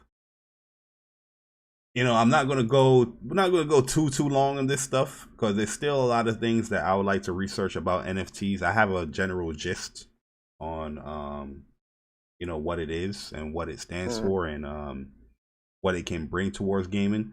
But Non-fungible token. my personal thoughts on it is that I don't think it's necessarily needed within gaming. Because just what NFT is, you know, the non-fungible token. So I like to say like non-replaceable, just to make it easier for people. Like how would you incorporate that within like games? You know what I mean? I've seen some Castlevania stuff where they have like, what are they selling for Castlevania? Is it screenshots or gifts or I don't know what it is, but I think it's like box arts or something like that. yeah, but that's the thing is that it can't be like replaced or duplicated. So how is that going to be like, if it's building towards like NFTs or it is an NFT, how is that going to be growing gaming? You know what I mean? I think that in terms of like the duplication and stuff like that, it can't be duplicated because the NFT lives on a blockchain and it's verified through the blockchain. Yeah, So through that little in terms transcript, of replicate, yeah. yeah. So there's no chance of replication and things like that at that level. But I think the question you're asking is, you know, how does an NFT push gaming forward? Is that the question that you're asking? Yeah, like that's what I'm saying, because like a lot, like when we compare like DLC and like, you know, microtransactions, those are like unlimited stuff that, you know, the gamer can just continue to buy. When it comes to like an NFT, it's not gonna be unlimited. You know, it's that one specific item or that digital item that you're gonna be purchasing. So I look at it like things that we could typically do for free within a game, and like, you know, share gameplay or create this badass moment within, you know, that video game. They can limit that because they want to profit on those moments, or they want to profit on those characters, where it's going to limit us sharing, you know, the game. You know what I mean? Unless they open it up towards for gamers, where within the game they can create like a specific entity. Like if they do something cool in the game and that is badass, like say Sony Legend does something cool in their video game, but he want to profit off of what he's doing is cool, which he's already doing anyway by uploading on Twitter. It's just a weird concept to me that you would involve that in games. You know what I mean? Yeah, I think it's more so. I don't think they're looking at it, and this is just my speculation, but I don't think with NFTs it's being looked at as a mass. I don't think they expect it to be mass, you know, widely adopted through just the general gamer, right? The everyday gamer. I think NFTs and what they might be trying to do within the community might fall within a specific demographic of gamer, right? Because, you know, if there's a chance to make money off of something that you buy into, right? You know, I think there will be, especially because I'm thinking more so the investor, more so than the gamer. You know, with investors and people that's kind of getting into that world. I think that's what this is people trying to capitalize off that NFT because it's popular right now within the investment in crypto communities. So I think companies are just trying to put their hands into that bucket and kind of start putting stuff out there to see what money they can pull together and get. I don't think this is really meant for, you know, Sally Mae down the street that, you know, works a 9 to 5 and gets home at 7 and plays the game till 10. You know, I don't really think the NFT or what they might be trying to do is meant for the everyday gamer. I think it's meant for specific people. Honestly, I don't think it's meant to be widely adopted.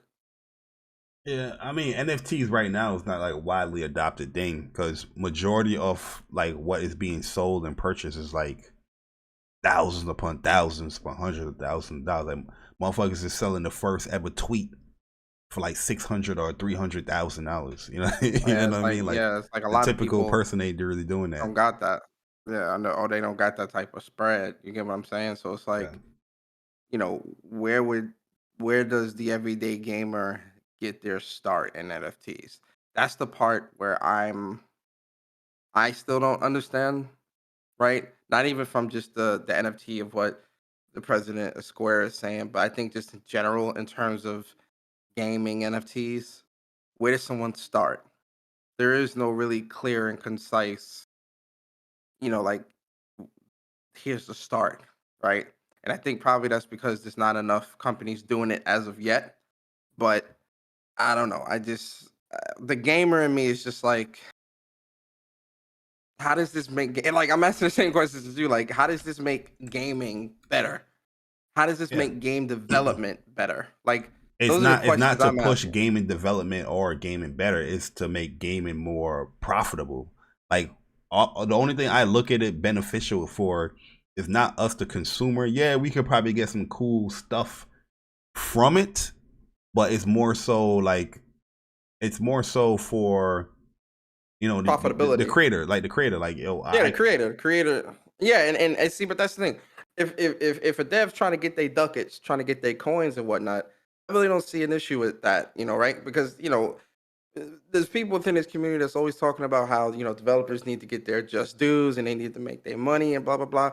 So like if an indie developer is putting out a popular indie game and they want to kind of capitalize off that hype, put out some cool NFTs that might generate more revenue and generate more money for them to create their next project or to keep the lights on or whatever the case may be.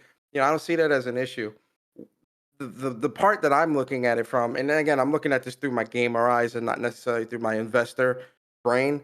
But the part that really worries me or kind of gets me kind of thinking, going down that rabbit hole, is the fact that when we start getting publishers like Ubisoft and EA and Activision and people like that involved into things like this, that's when stuff like this can really turn problematic, right? Or that's when things like this can really, you give them an inch, they'll take a mile type of thing. You get what I'm saying? And that's where I'm looking at this NFT stuff where I'm like, how is this going to impact how games are made? That's what I want an understanding of. And we won't see that understanding until we see NFTs actually be fully implemented through the development process of however they're going to do that. So a lot of things are really what if.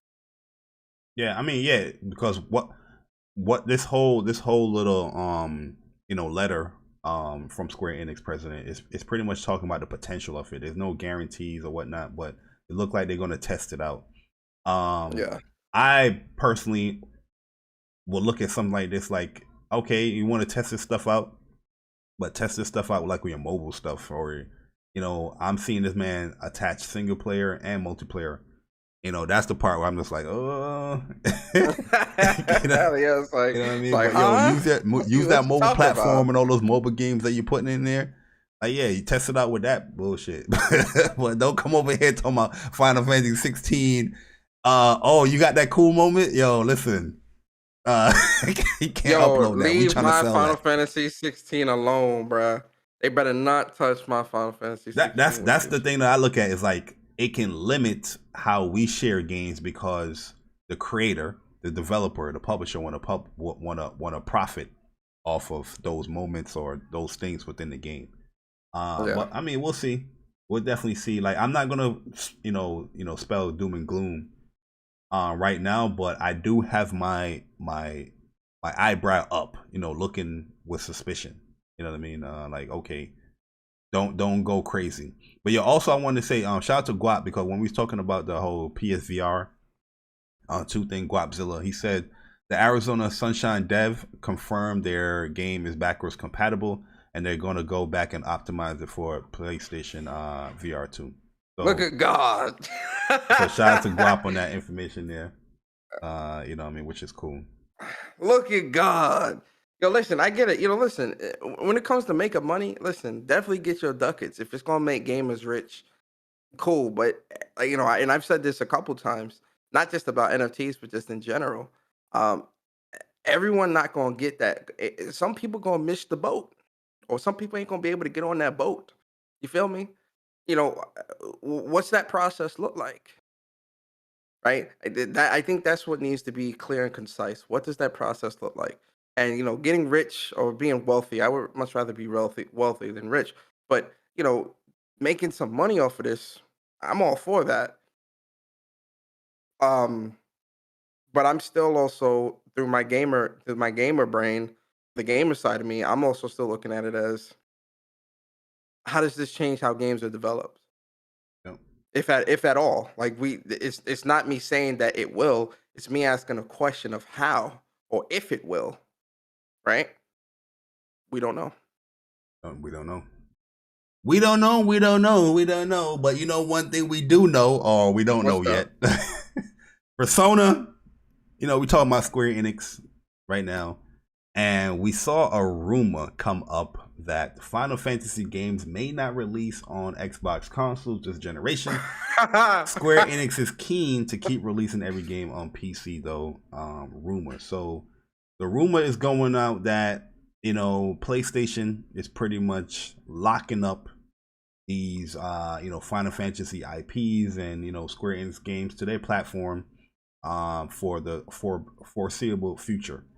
I don't see an issue. You know, people's going back and forth saying this is messed up. This is messed up. Like, what do you want PlayStation to do? You know what I mean? They are in they're in a business where they want to be the market leader.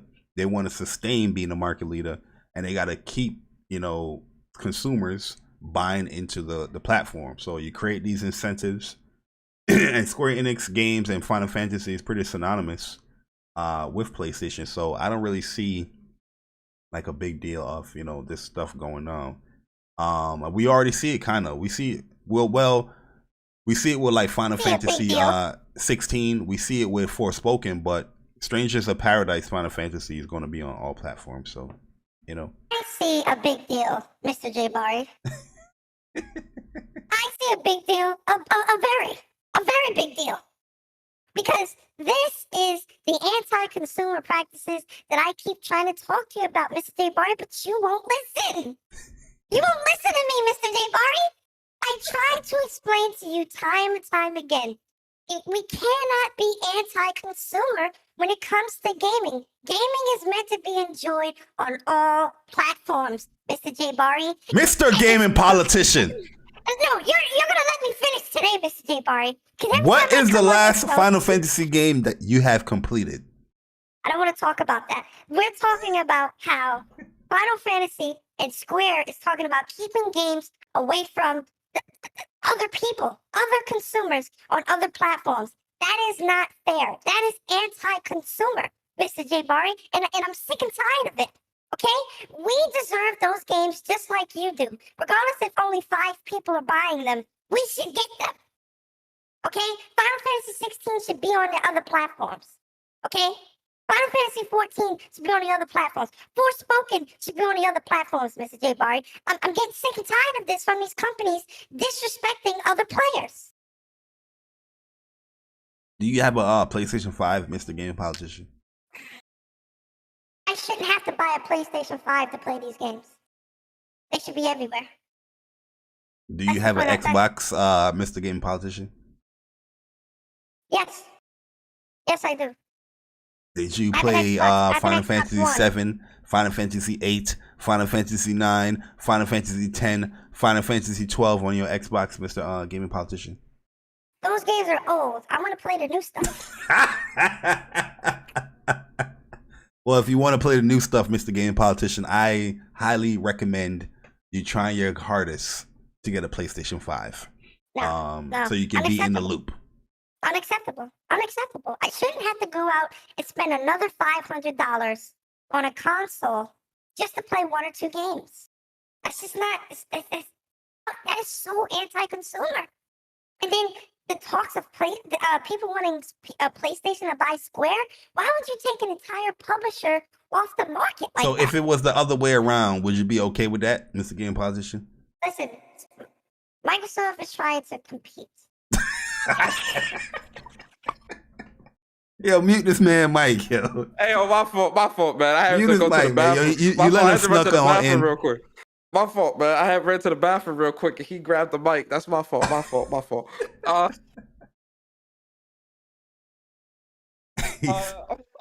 Looking to compete, man. PlayStation is not looking to compete, guys.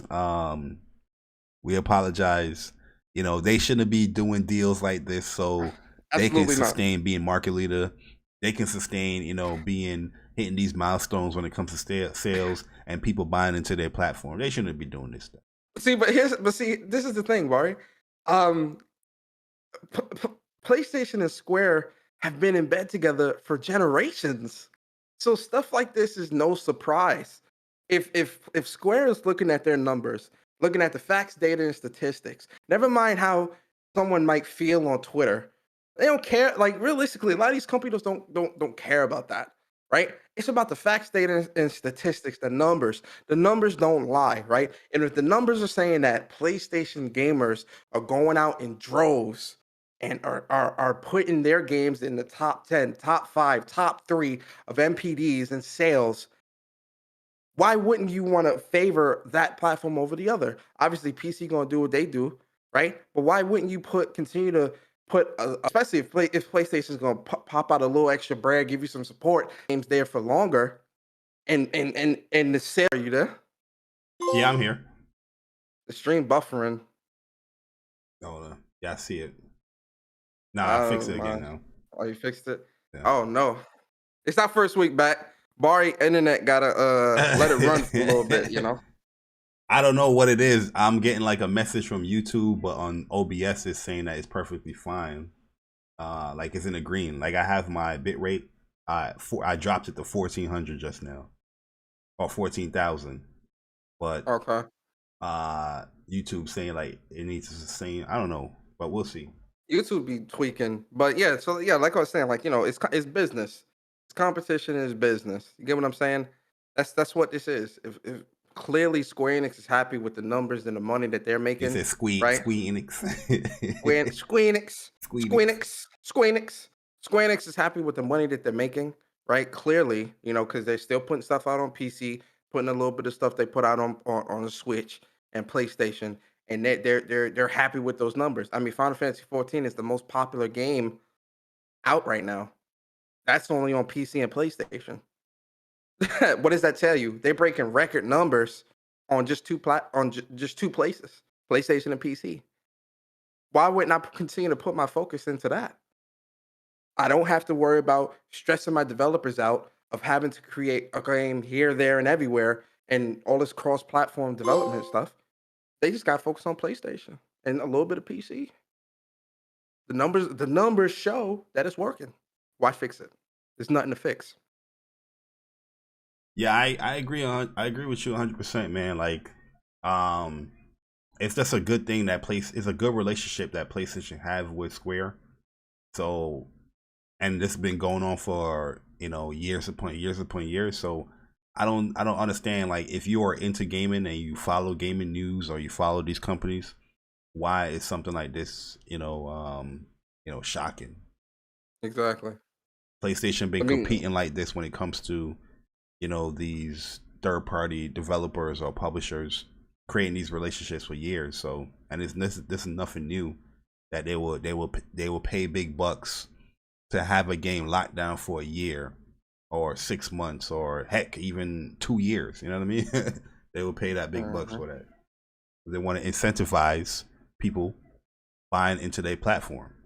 I mean, they're in the business to sell consoles and to sell these games. So that's, you're going to take these risks. You're going to do these type of, deals to get that job done. And they've been doing it for years. So if it's working, why not continue? And as a PlayStation, gamer, we ain't upset about that. We're eating good. Yeah, Final Fantasy is my favorite franchise of all time. We good to go. I'm gonna say this about the deal. But this is great. But this is great for gamers. Yes, sir. Great for the PlayStation gamers. Let me get these super chats real quick, Bari. Shout out to Joey Cat 223. Cats 33. He says, "Fucking hilarious." Thank you, Joey. Appreciate that. And then shout out to the Hatsuma man, $5 super chat. He says, "This is funny as hell because it sounds kid smooth. Their best chance for SE was 360. Xbox fans have not supported their games. Even then, Xbox One was abysmal." Damn. I mean, that you guys are harsh you guys are harsh with the super chats. very Yo, shout out to everybody in here, man. We appreciate you guys coming through. If you guys are enjoying the stream so far, man, hit the like button. We are back. What's Up PlayStation Podcast 2022. We're here. You know what I mean? So but we're gonna move on. Just want to bring this up real quick, Persona, because this happened like in December, but Yoshi P gave us a nice little letter here talking about Final Fantasy XVI as far as them won't be able to live up to their promise when it comes to delivering news on Final Fantasy 16 within a year. So basically, just to keep it short, they're saying that due to the effects of like COVID, they're not able to update anyone when it comes to Final Fantasy 16 within the year, that, you know, in 2021, like they promised. But the game was delayed almost half a year due to the fact of COVID and working from home and just communications between, you know, the studios or in studios or whatnot. It just made it a much challenge. It made it more challenging to develop the game and get certain things done. So they're saying here that in 2022, in spring, is going to be their next big reveal for Final Fantasy 16. I'm trying to think. Did we speak about this before we left or no? No, we spoke about it on my show. Okay, gotcha. 'Cause I know we went into like a conversation about this. I was trying to think, like, did we do this on What's Up? No, it was on my show 2 weeks ago. But yeah, man. I think, you know, just to be quick, we don't have to spend too much time on this. I'm glad that he updated us before the year ended. Yeah. Right. And I'm glad that we are getting information this spring. I do not think this game is coming out 2022. I think early 2023 is where we're going to get this, personally speaking, just because, you know, the effects of COVID and them having to deal and adjust with that. I think 2023 is when we're going to get this. Okay, I got you. And yeah, that's what we was going back and forth about, you know, as far as the game went. Now I remember. Yo, let's go into a little fun news real quick, Persona, man. And yes, you know, I'm bringing it up. You know, I'm bringing it up, Persona. This is me. Don't blame Persona on this one. This is me, okay? Shaq out here loving the PlayStation 5. Huh? What? Shaquille O'Neal out here loving the PlayStation 5, where he gifted 1,000 PlayStation 5s and Nintendo Switches to kids in elementary schools for the holidays. Isn't that just a beautiful thing, Persona, to see within the gaming community? Yo, this is great, man. Yeah, icon like Shaquille O'Neal, you know, just giving out these consoles, which is really, really hard to get. And Shaq out here just like, hey, I got 1,000. We're going to give it out. So he said, I call, you know, my friend from Nintendo Switch, got about 1,000 Nintendo Switches sitting there. Got about 1,000 PlayStation 5s and went to Walmart and got bikes. So, you know, yesterday at this little elementary school in McDowell, Georgia, kids were crying, kids were happy, and that's what it's all about. Beautiful story, man. He wanted to make sure that he gave them a good Christmas. So, so he went out and got PS5s and Switches, man. That's what the kids want. Yo, yeah, I'll be crying too. You imagine you being a kid right now, right? And you don't have a PlayStation 5. Everybody's talking about it. Everybody got their PlayStation 5. Everybody's like happy. Everybody's like, damn, you seen this console all over the place. You want to play Spider-Man. You want to play Demon. You want to play all these games as a kid. You just want to play these games. You want to feel the controller. You want to feel the rumble. You want to have a next-gen experience. We all been there as kids. Not every consoles we got day one. And then all of a sudden you go regular, you at school and you see this 7 foot, how tall is Shaq? Like 7'3"? 7'2". Big dude that's coming in here with all these boxes like, yo, I got PS5s and Switches. You gonna be happy? I'll be crying too, bruh. I'll be in tears of joy like, yo, I just got me a PlayStation 5 after years, after months wanting this console. Shout out to Shaquille O'Neal, man. Shout out to Shaq. Amazing. Had to put it up there, man. This is What's Up PlayStation, and we bring good vibes out here. And Shaq is bringing good vibes to these kids. That's what it's about. You want to see the joy and laughter in these kids' face when you give them a present? Go with the PlayStation 5. Huh? Alright, we're not going to be messy no more. If you consider that being messy. Alright, man. Let's move on here, Persona, man. Let's move on. Oh, let's get into this, man. Let's get into this. Let's talk about sales, man. Everybody's favorite topic that they hate to talk about, that they love to talk about. Sales. So, Ghost of Tsushima Sucker Punch announces, we are thrilled and amazed that Ghost of Tsushima has sold more than 8 million copies. Thank you so much to everyone that has played since launch.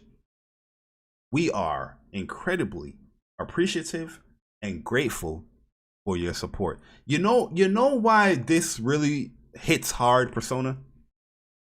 Why's that? Because not only that Ghost of Tsushima sold more than 8 million copies since it has been released, but when it comes to the completion of Ghost of Tsushima, it is up there. Ain't it more than like 50%? So not only are people 40, buying the game, they're actually completing the game, finishing the game. That's a good sign if you're a studio. As a creator, yeah, one thing is good that you're celebrating that, you know, these games are selling. Oh, we sold this amount. But when you look at a game, are people really completing a game? To me, that would be a gut punch in my opinion. Like, damn, people bought it, but they probably didn't like it because they didn't finish it. But this is one game that people are finishing. You feel me? But what's your thoughts, man? Yo, this is I'm so happy for them, man. Because they deserve it, man. Like, you know, Ghost of Tsushima really is a great game, man. And the Iki Island expansion is just as good. And the multiplayer is amazing. Remember when we did the raid, doing the survival and all that? Yep.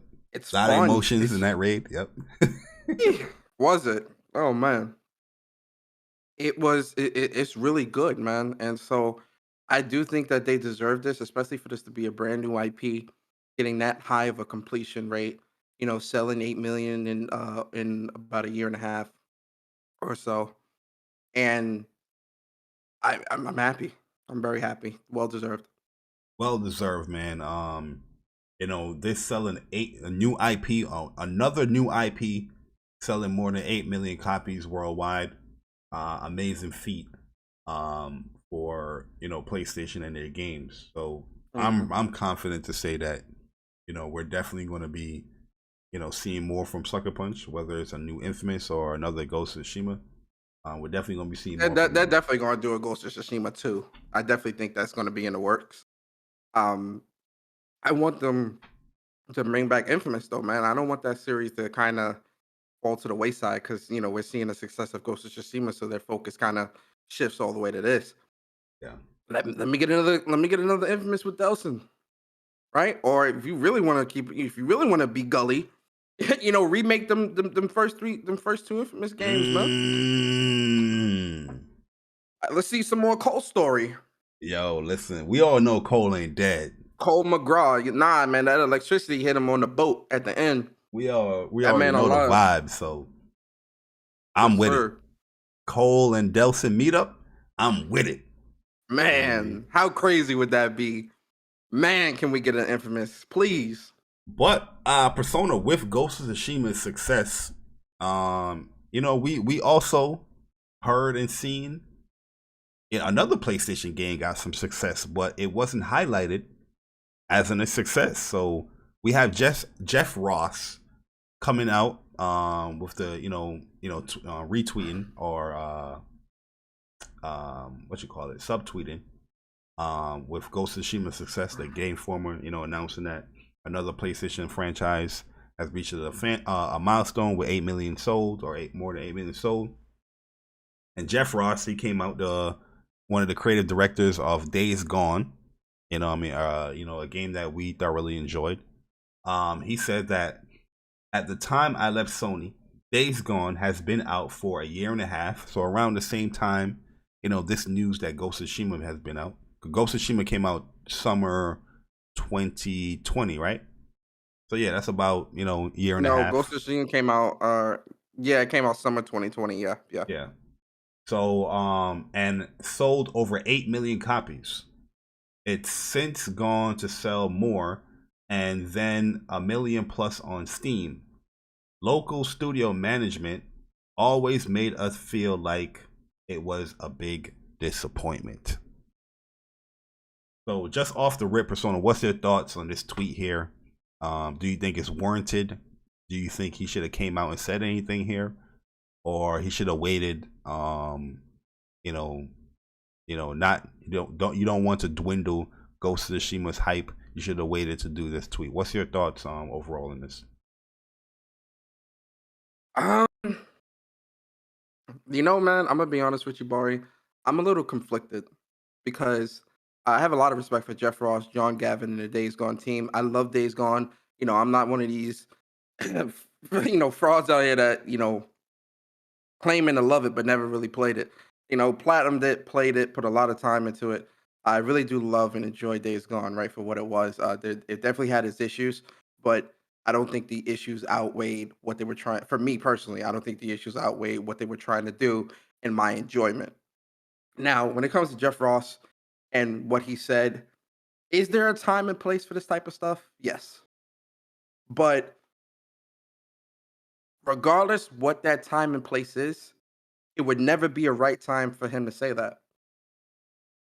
So regardless if he said it today, tomorrow, next week, or next year, there never would have been a right time or place for him to say what he's saying here, because it would always come off as him being bitter, or come off as him hating, or come off as him angry with PlayStation or local management at Sony, Ben, or whatever the case may be. So I don't think there is a right time for him to say what he said. I do think that him seeing the praise from Ghost of Tsushima, right, especially after watching the David Jaffrey interview that him and John Gavin did earlier this week. Very good interview, by the way. Watching him and Gavin talk about what they talked about, and kind of gave like a very kind of nice inside look. Like, I felt like we were flies on the wall of kind of how certain things happen at Ben and with PlayStation and stuff like that. He is saying, essentially, what I'm getting from this is, if this is a success, why is local management not PlayStation? That's one thing I want people to understand. This is not PlayStation. PlayStation, as in like Shuhei, Jim Ryan, Scott Roden, and all that. This isn't them that shot down Days Gone. This was Sony Ben's president, right? Or Sony Ben's, co-founder, whoever's the upper management at the studio. They are the ones that was just like, nah, we're not gonna do that. Days Gone 2. I think for him, he's looking at it as, well, damn, 8 million was good for Ghost of Tsushima. Why couldn't it have been good for our game, with local management? And I think he's feeling both a bit angry, Unappreciated, yes. Take over. Yeah, like that's my sentiment when it comes to this whole thing, is the fact that he's seen the game being praised, Ghost of Tsushima being praised around the same time that Days Gone have hit the same marks. So yeah, like when you see one being praised, like it's not a jealousy kind of thing. It's just like, yo, I want to feel appreciated too, that we accomplished something within the same time. And management didn't do a good job of making us feel that way. And just listening to his interview with David Jaffe, you can tell that he had issues within the upper people of Ben's studio. You know what I mean? So that's the reason why he left or whatnot. But I think this is a great accomplishment for Days Gone, because I've always heard that Days Gone has sold really, really well.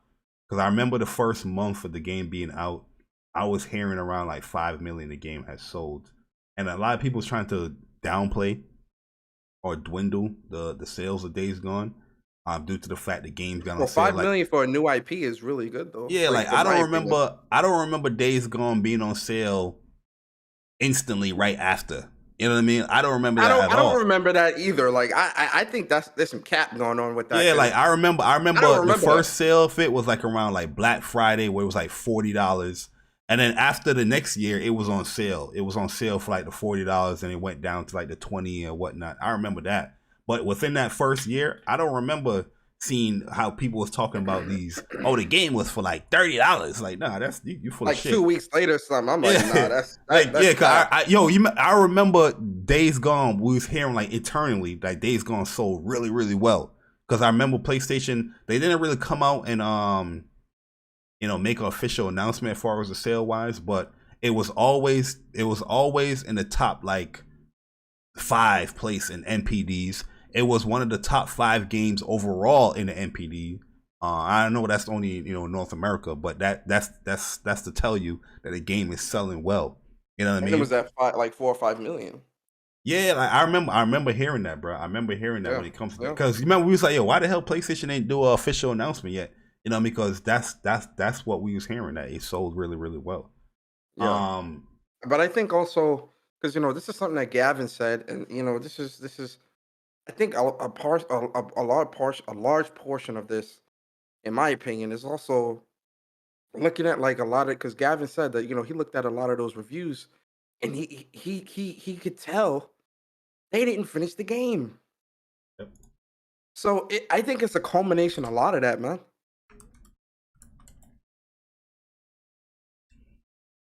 Yeah, like I don't remember hearing Days Gone went on sale right after the first month. I think that's cap. That's hella cap. And I would typically remember something like that. Because I remember the only sale I really remember was like the Black Friday one. But yeah, like I personally like Days Gone. I think it's a really cool game. I don't know how people complain about length of a game. You know what I mean? Like the game to me was fine. I had fun playing it. It's people acting like the game is too long, but you're not playing the game. Like you're playing a lot of the game. Fighting against these hordes and preparing against that stuff. Like I started replaying it again.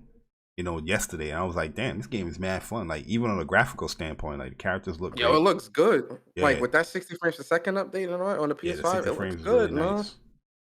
Yeah, it looks really good. So but yeah, like, I can understand Jeff Ross and his reasons of why he said what he said. Would it have been better if he'd have tweeted this like outside of Ghost of Tsushima's success? Yeah, but I understand the reason why he tweeted on top of Ghost of Tsushima's success, because the numbers are around the same. But he wasn't doing that to slight Ghost of Tsushima or Sucker Punch. He was doing that, and he said this during the interview. He wanted to just point out how the disparities between the two, because my game did 8 million. Where's our parade in the streets? You get what I'm saying? Mm-hmm. So I get it, man. I get it, and I do think they deserve the chance to make Days Gone 2, personally speaking. Yeah, like I think you guys are capping. If you can't provide like a link or an article of back in 2019 of that game coming out, being on sale a month after, because that's something definitely we'll be talking about. You know what I mean? Because when I look up everything of Days Gone, out here they're saying Days Gone was a commercial success. It sold more copies than all Ben Studios' previous games combined. Became the 19th best-selling game in 2019 US. So it was in the top 20 in the US. Typically, if a game ain't selling, it will go on sale faster than expected. I don't know what the fuck you guys are bringing. I'm not saying that the game didn't go on sale, but as far as a month after, I think you're full of shit. Anybody saying that, I think you're full of shit. Because I don't remember that at all. Yo, look, North America. Days Gone was the second best-selling video game software for April 2019 in North America. No way that shit went on sale. How the second best-selling game in North America in April 2019 when it came out went on sale for what these motherfuckers saying? $30 right after. You're full of shit. Y'all full of shit, boy. Lying. Oh man. Lying. Bring up that article. I need somebody to put up an article right now. Say, look, Jay Bari, it was on sale for $30 a month in May 2019. Full of shit. I remember that shit was on sale. When what's the game called? Kojima came out with. Death Stranding was coming out. That shit was on sale. I remember that. I remember like, damn, yeah, Days Gone was like $40 because after Black Friday, it just dropped. I remember that, but a month after, full of shit.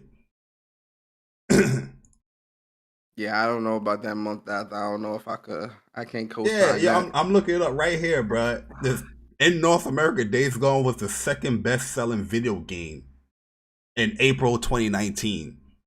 But all of it, like, you know what I mean? Like, typically when games go on sale quick, the game ain't really selling like that. I had the second best selling game. Look at that, it was behind Mortal Kombat 11. Making it the 7th highest debut sale of Sony published title. The best selling game developed by Ben Studio. Crazy. Pure craziness, man. All right, check that link out that Sick brought up.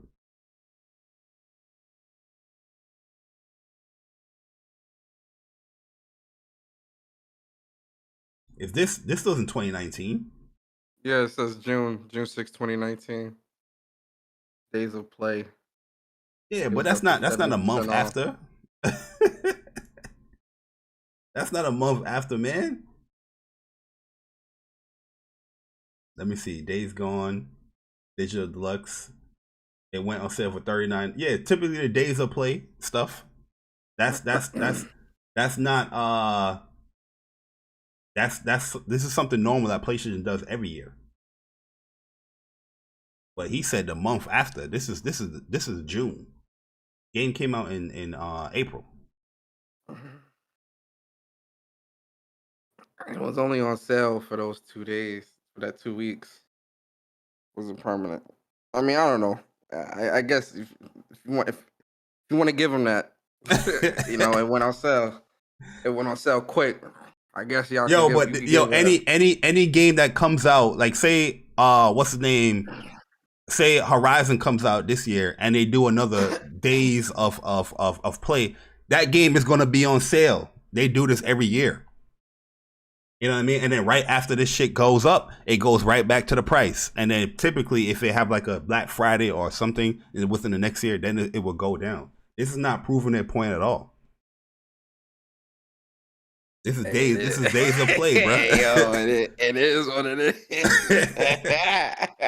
I'm sorry, guys. I'm sorry. I'm sorry. Man.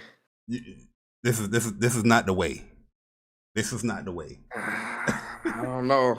It is what it is. For me, the game was great. Yeah, I like the game. I thought the game was cool. I'm playing throughout it again. So yeah, we'll definitely see. Yeah, it ain't do no Last of Us Part 2 type ordeal. Let me see this one here. How to get Days Gone PS4 under £25.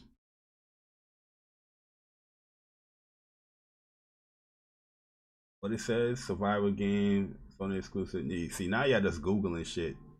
If you trade in your old game, come on. No more links, guys. Nah. I just looked at it like, yo, stop. The shit said if you trade in your old game, you could get it for £24.99 in store. Come on, guys. Come on, man. We just Googling shit now. Clickbait. That's clickbait, man. That's clickbait. We just Googling stuff now, man. Well, all right, let's move on here, man. Let's move on here. Where CyberConnect 2 Persona, man, is going to be creating a new game set to reveal very, very soon. CyberConnect, they created, Dragon Ball Kakarot. They created Demon Slayer.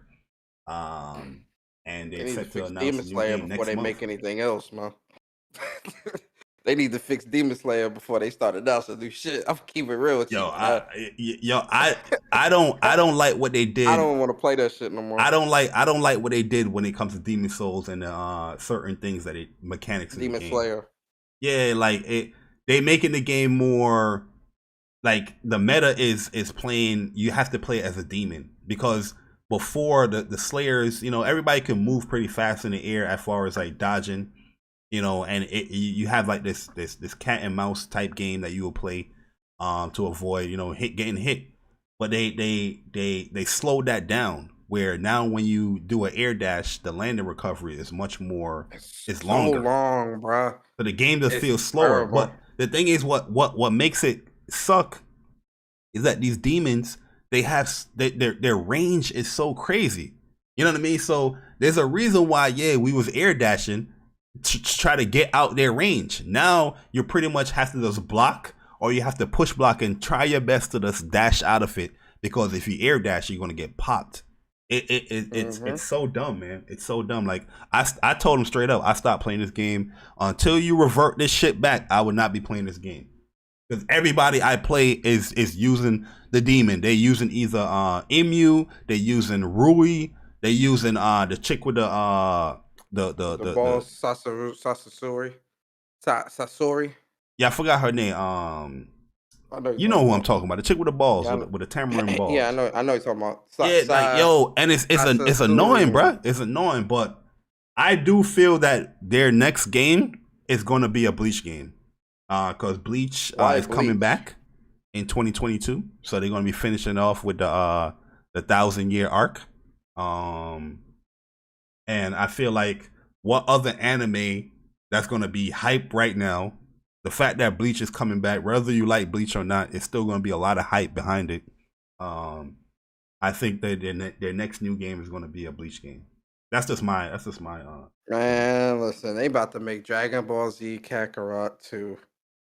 I'm with that though. I'm with that too. I'm just saying that's what I think it's going to be. Yo, Yu Yu Hakusho, that would be fire. That would be fire. That would be good, actually. They had a Yu Yu Hakusho fighting game. I think it was on PS1. I think it was. It might be PS2. I'm not too sure. But that jump was ass. I remember we got that jump off a flea market, yo. We got it mad cheap.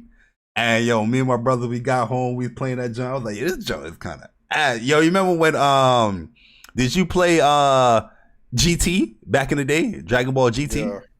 Yeah. Yo. That shit was ass too, bro.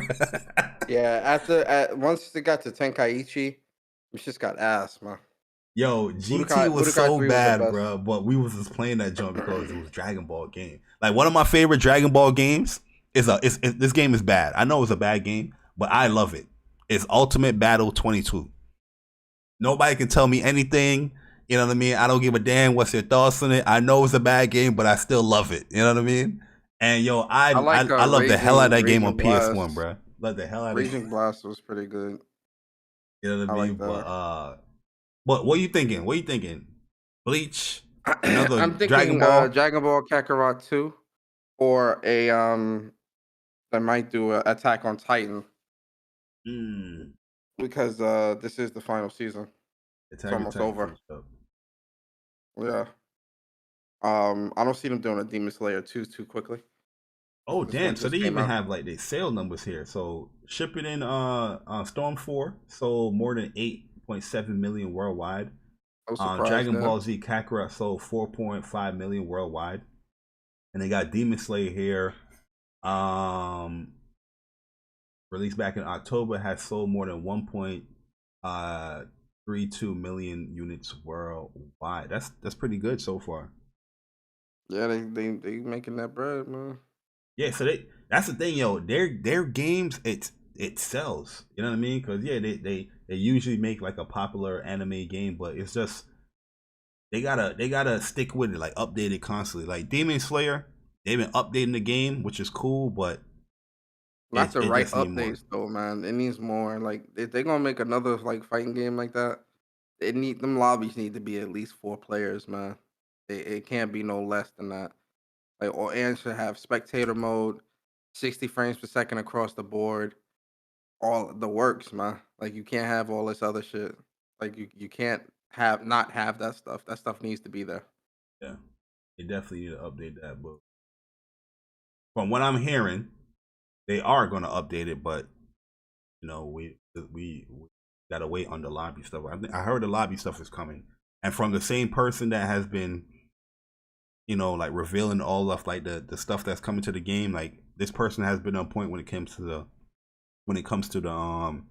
the DLC characters. When it comes to the 60 frame patch update, that person been on point. So and he said that Tengen is coming and lobbies is going to be coming as well. So, but they gotta revert that whole air dash and the ground dash thing, man. Real talk. Because I love that game. Demon Slayer Kimetsu no Yaiba, I love that game, but If you're gonna have the landing recovery like that, I can't play that. Sorry. Garbage. So I'm not trying to reinvent how I play the fucking game. You know what I mean? Because Garbage. I'm not trying to play the demon characters. Not seriously, by the way. And you know what I mean? Like, yo, it is what it is. I'm done. Garbage. I'm done, yo. So moving along here. Yo, all right, let's talk about some factions, Persona, man, because this is coming from a reliable source here. Tom Henderson.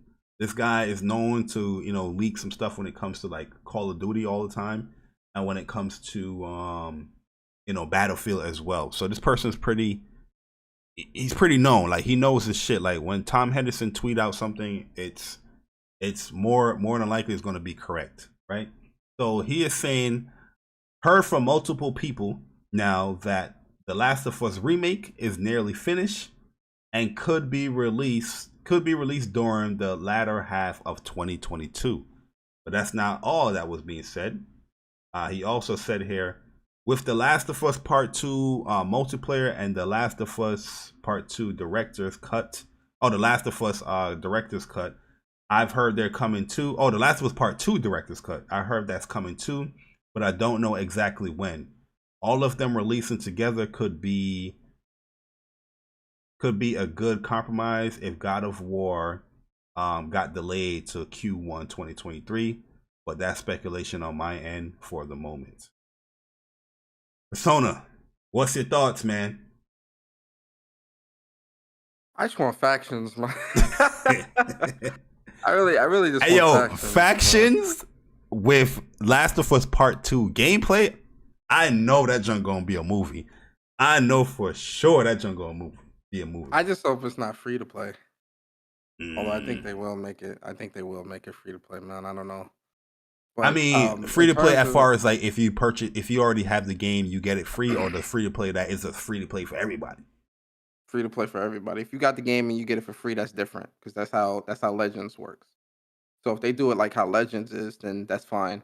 What I'm saying is, I don't want it to have like that free to play model type shit on it, where me either. You know, it's just like, which, you know, we dealing with Naughty Dog, so I feel like Naughty Dog is smarter than a lot of these other developers that's really just trying to get a quick buck. I don't think Naughty Dog really approaches games like that. I think they make great games that just make money. You get what I'm saying? But in terms of The Last of Us remake and The Last of Us Part 2 director's cut, listen, I'm gonna be honest. I may say, like, you know, we don't need no Last of Us remake. We don't. But I'm gonna buy it. Yeah, like, I'm not because gonna lie to we you. are. I ain't gonna cap. Yo, that's what I'm saying, bro. I'm not even gonna sit here and try to cap and try to bullshit y'all. I do think we do not need a Last of Us remake or even a Last of Us Part 2 director's cut, really. Personally speaking, right? Because I just feel like Last of Us Part 2 is just created so perfectly. Like, you know, I don't know. I just feel like just the 60 frames per second patch is good enough.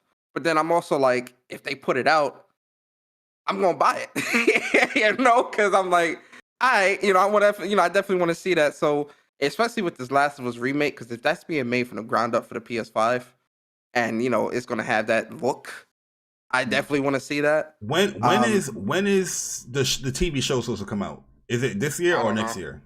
I think it's this year. Shit, that it really truly it might be true that there's gonna be like a remake for The Last of Us.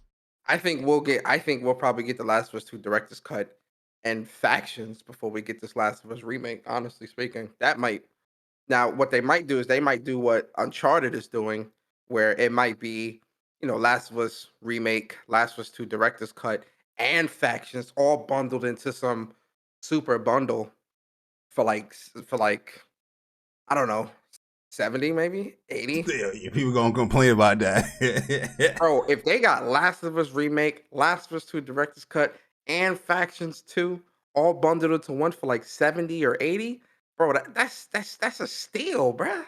This is what I think. I think that whenever the show gets announced, or when it's coming, The Last of Us remake. I'm not thinking about the director's cut. The remake is going to come out soon, either before or after it, or the same month. You think so? And I think the reason why they're remaking The Last of Us is because they want to up, all the graphics. Like, there's going to be a lot of people that's going to be coming to The Last of Us, like new people they because probably of the want to show. capitalize off that show. Yeah. So they want everything capitalize to off be that like graphically like up on The Last of Us Nice. Part 2 type level.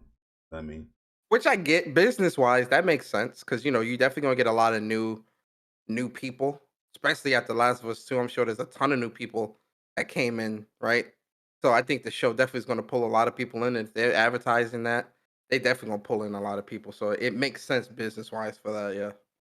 but like I just want what factions. my thing is that, okay, I'm seeing this whole director's cut for Part 2, but what is the necessity of a director's cut? Just drop the factions update, or if you're gonna charge people and keep it moving. Like what That's are what you I'm gonna saying. I put just in? want Like Ghost of factions. Tsushima had a director's cut, but it had new content with it. Is there gonna be new content with The Last of Us Part 2? Bruh, I just want factions, Gotti. I'm gonna keep it a stat. Yeah, but I don't want us to add director's cut just because. You know what I mean? Like, yo, you're gonna have Well, to. they probably gonna update with the director's cut. They definitely gonna probably like update, the textures, foliage, assets and stuff like that. Like it's definitely gonna Oh, look like it's gonna be a PS5 PS5. edition. Yeah. I definitely think they're gonna clean that up and have that looking real crisp, right? That's for sure. But again, it goes back to the question of, do we need that? No, but do we want that? Sure. Like, I know I'm gonna buy it. I bought Uncharted. As soon as they said, "Yo, we can update this motherfucker," I was like, "Okay, let's go." Listen, I'm buying it. Like, listen, I'm not gonna lie to y'all. It's getting bought. Straight up, it's getting bought. I mean, we know Naughty Dog is gonna take care of that PS5, so Absolutely, we gonna want to see that. But the pricing has to be smart with it, in my opinion. But Well, you they'll know probably what do what they game? did before, like $10 upgrade for this and that and da. Yeah, pretty much. But you know what game is gonna be updated for PlayStation 5? Persona. What's that? Listen, I am super excited for this because this was like one of my favorite games of like 2019 as well. I think it came out 2019. So River City Girls is finally getting a PlayStation 5 version. So get ready to rumble. The digital PS5 version of River City Girls is planned to arrive in North America and Europe January 18th. Help Masako and Kyoko rescue Kuni. What's the dude name? Kunio. Is it Kunio? Something like that. Kunio and Riki. Either solo or local co-op beat 'em up action with now the dual sense features and activity functionality. Yo, have you ever played River City Girls? It's Masako, Kyoko, Kunio, and Riki. Kunio, that's what it was. Yeah, Kunio. Yeah, Kunio. What I said? I said Kuno. Kunio. Kunai. That's what you said, bro. We gonna say. Yeah, I don't think I never played River City Girls, so this is not really something I'm too hyped for. This is the best beat 'em up game in the past decade, hands down. Best beat 'em up game. And the combos are like fighting games, bro. Like, your fingers are gonna be moving. Pause. Your fingers is gonna be moving this game, but the story, really fun story, funny story. Action is really good. The music is really good. The fact that this is gonna be using the dual sense and all that stuff and the activity card functionality was gonna be really cool. And this is pretty early, so January 18th, right down to pretty much 2 weeks. Gonna be playing this. Yo, do I think this is better than Streets of Rage 4? Yes. I love Streets of Rage 4 as well, but the combos in this game is way better. It's way better. And the story too. The story is better. You know what I mean? You actually have like voiceovers, and the music is dope. Streets of Rage is a really fun game as well. I'm not knocking Streets of Rage, but if I was somebody to ask me which one you think is better, yeah, I think River City Girls is better. I'll check it out when it drops January 18th. I'll pick it up. Yeah, man. So this is fun, man. This is fun as hell, man. And yes, they said, and yes, the upgrade is free for owners of the PlayStation 4 version. So if you already have the game, I don't know how much it costs now. You know, might as well just purchase it, and then so you can just upgrade for free the PlayStation 5. Yo, let me get your super chat real quick. Yo, Hatsuma, man, appreciate you for the super chat. He says director's cut for The Last of Us 2 with dual sense and third 3D audio support. Yeah, that'd be cool. Especially in The Last of Us 2, man, because that audio in Last of Us 2 is really good. So facts, that'd B. be great. Yo, The That'd be Last great. of Us 2, like with dual sense, yo, bruh. Yo, Fire. that game, however you want to feel about the story or whatnot, like, you know what I mean, how they took the characters, I think they nailed it and they did the job that they set out to do. The gameplay, unmatched, bro. Unmatched. And then let me get Caleb Kaiser. Shout out to Caleb, $5 super chat. He says, I want Last of Us Part 2 director's cut with Tommy DLC. Yes. And I don't care what anyone says. Last of Us remake is day one buy off rip. Yes. 100%. Yo, if they had like a Tommy path, like DLC, like what Tommy did in Seattle, and you going through his point of view, That'd be dope. that. Yeah, that'd be nice. That would be nice. That would be nice. Yo, playing as Tommy in like online too, that'd be so great. Listen, man, I need that Factions 2. Yo, once Factions 2 drops, that's the only multiplayer I'm playing for a long time. Yeah, it's pretty much that's the only multiplayer I'm playing for a long time, man. I'm gonna need a squad. Bari, I know you're gonna be there. Yeah, I'm being there. I'm on that. The only thing I will want them to do is not have guns purchasable through like DLC. Oh yeah, the gun DLC purchases broke the game. Yeah, like have that stuff where you can earn that. Like I don't mind the whole, costumes and like emotes and stuff like that, or like quips. I don't mind that charging for that, but the actual weapons, like Last of Us Faction, the first one, I was forced to purchase that joint. Not saying that you need it, but them guns is fun as hell. That shotgun was nasty. You know what I mean? Like I purchased. I'll confess. I purchased them weapons. You know what I mean? Everybody was using them. Yeah. Just don't do that, then I'll be happy. What you saying, Persona? No, that was it. Yeah, but alright, so yeah, River City Girls, guys, coming to PlayStation 5 very soon. So I'm pretty excited for that. Like super excited for that. Alright, let me scroll on here. Oh, this is the last news for the week or something before we get into the topic. And it's talking about E3. So E3, we got an announcement the other day saying that E3 this year is to shift to an online only event because of the Omicron, concerns, with COVID, the new variant. Omicron, Unicron, Voltron, Omicron.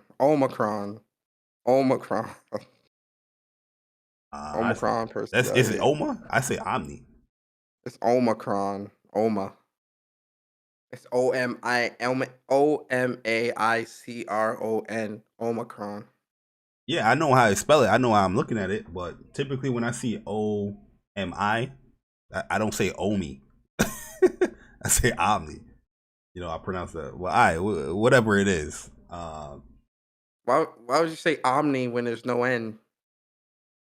No, I'm not. Well, yeah, true. There's no N in Omicron.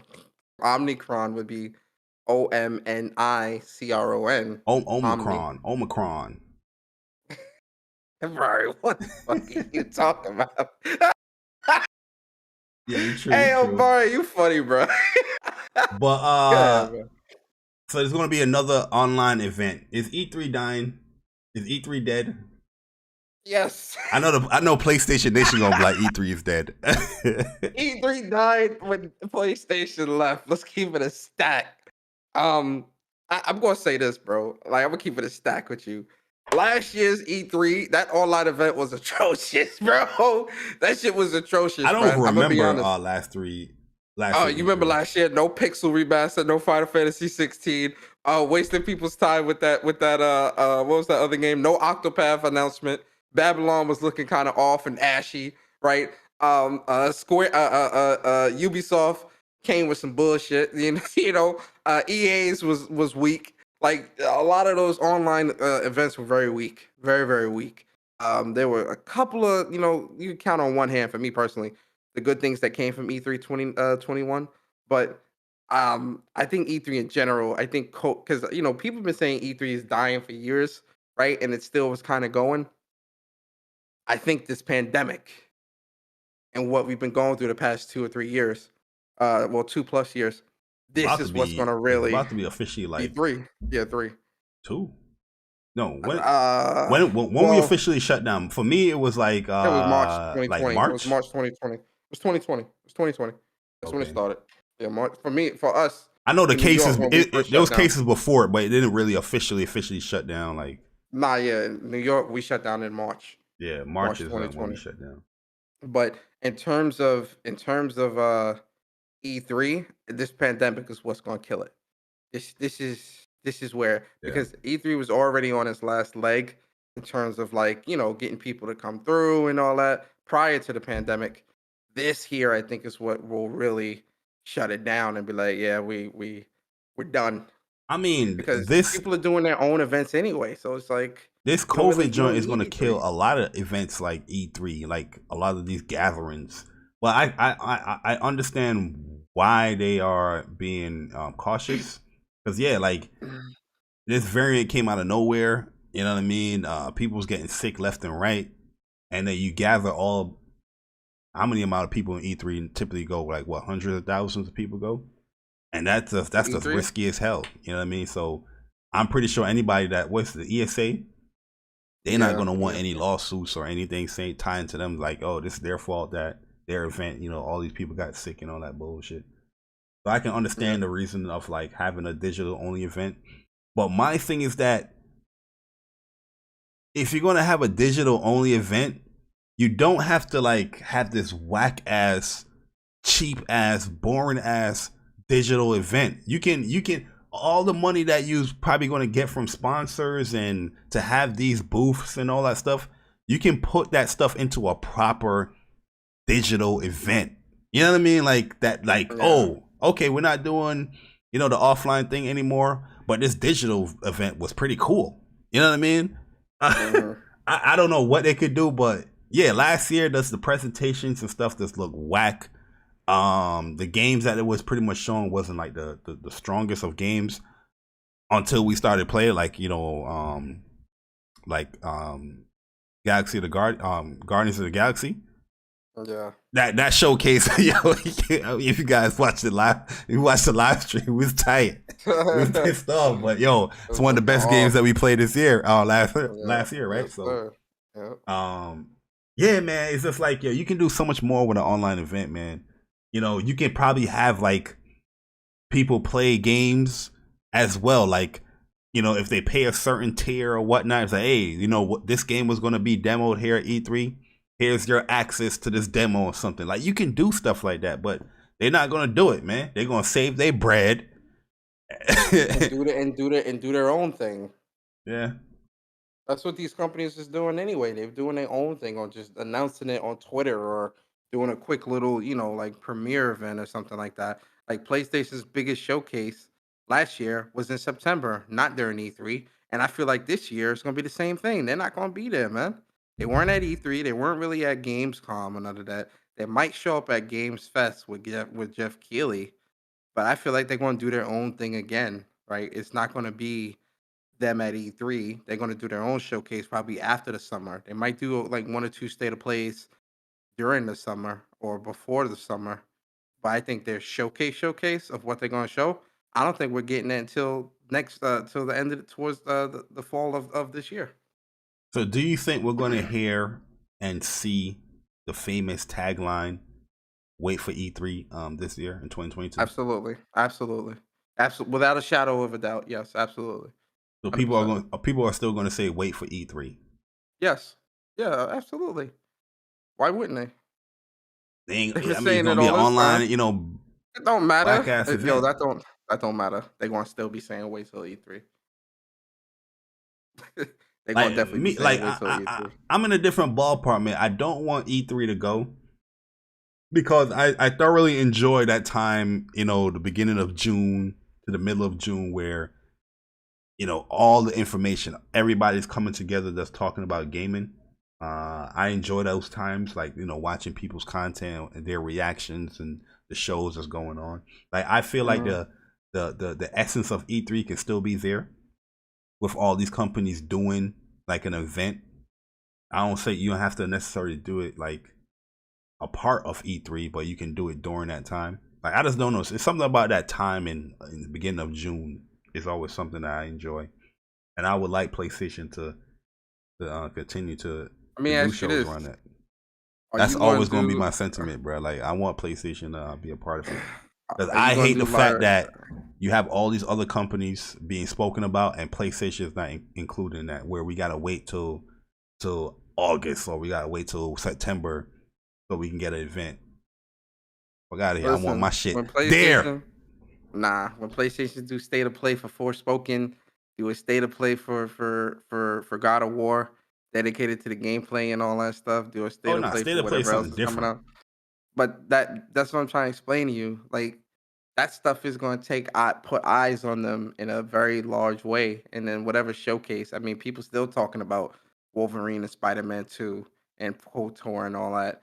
You know, when PlayStation shows their hand, it doesn't need to be in unison with E3. They could just show their hand and take and set the internet ablaze, right? No, I'm not. I'm not disagreeing. I'm not disagreeing with that. Before, so I don't want to spend too much time on this because we've had this debate before.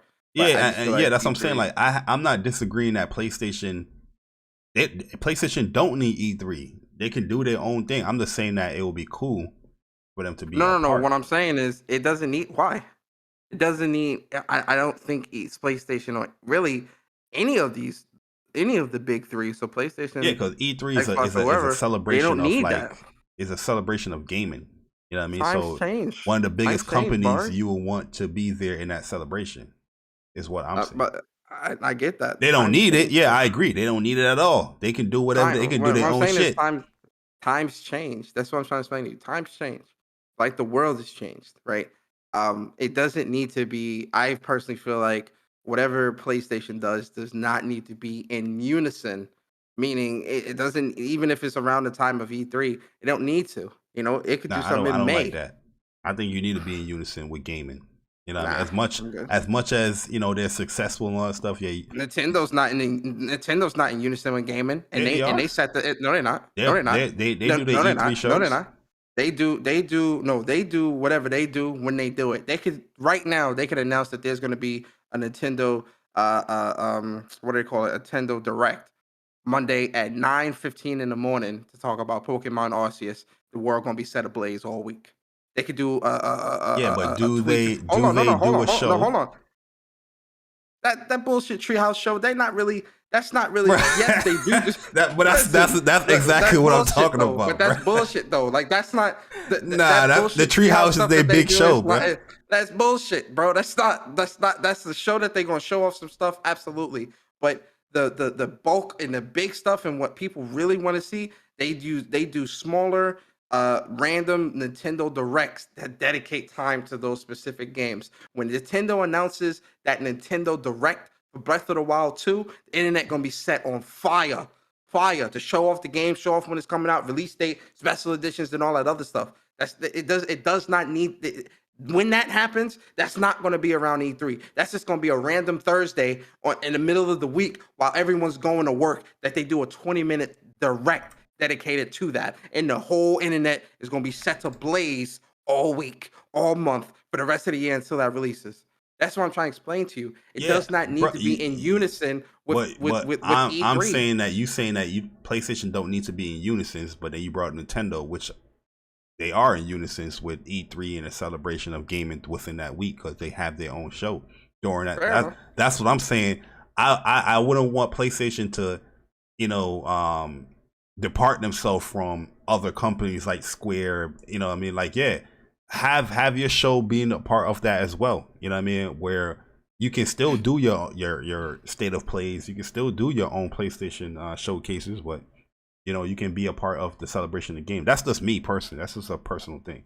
I think it would be smart for them because you still, regardless if you have a state of play or a showcase, which the limelight is going to be on you, but during that E3 event of doing a show, you can still have the limelight as long with everybody else. Where if you don't be a part of E3, PlayStation there's is no the limelight. PlayStation is the limelight, sir. But I got you. Yeah, they're going to be the biggest. They're going to be the biggest show. No, they are the limelight. They are the limelight, sir.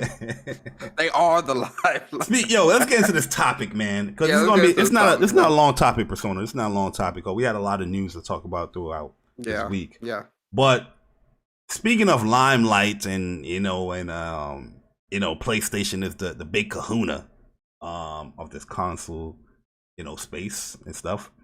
The topic, I'm asking the question, we're seeing PlayStation be very risky and bold when it comes to PlayStation VR2. And with that being said, Persona, should PlayStation invest in another handheld console as well?